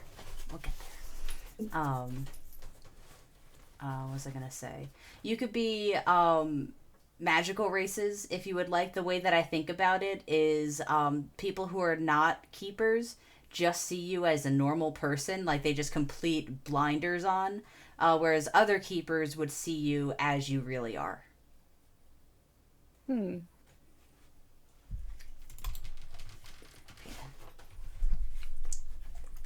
sorry. I'm just thinking human. That's what I was thinking.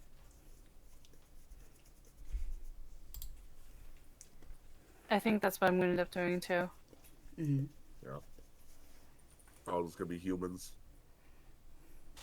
Flax could genuinely be like Peyton, stop. a gnome.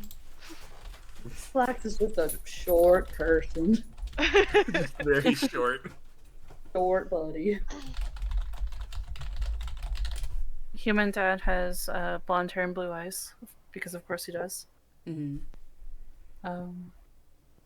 And then I think with the witch's mark, I think I'm going to go with Cass's suggestion of his ears. So they're still long and pointy, but he hides them with scarves, and hats, and such. Sounds good. Mm-hmm. All right. I think now's a good time to cut it off. If you have questions, you can DM me during the week. I'm going to work with Tide and Archimedes to get their characters ported into this world. But my dogs definitely want to eat. They usually eat an hour ago. And as you can see, they are very anxious to get some food in their bellies. So They are ready. Yep. I will. I'm about to eat your mic. Yeah, I know, Bo.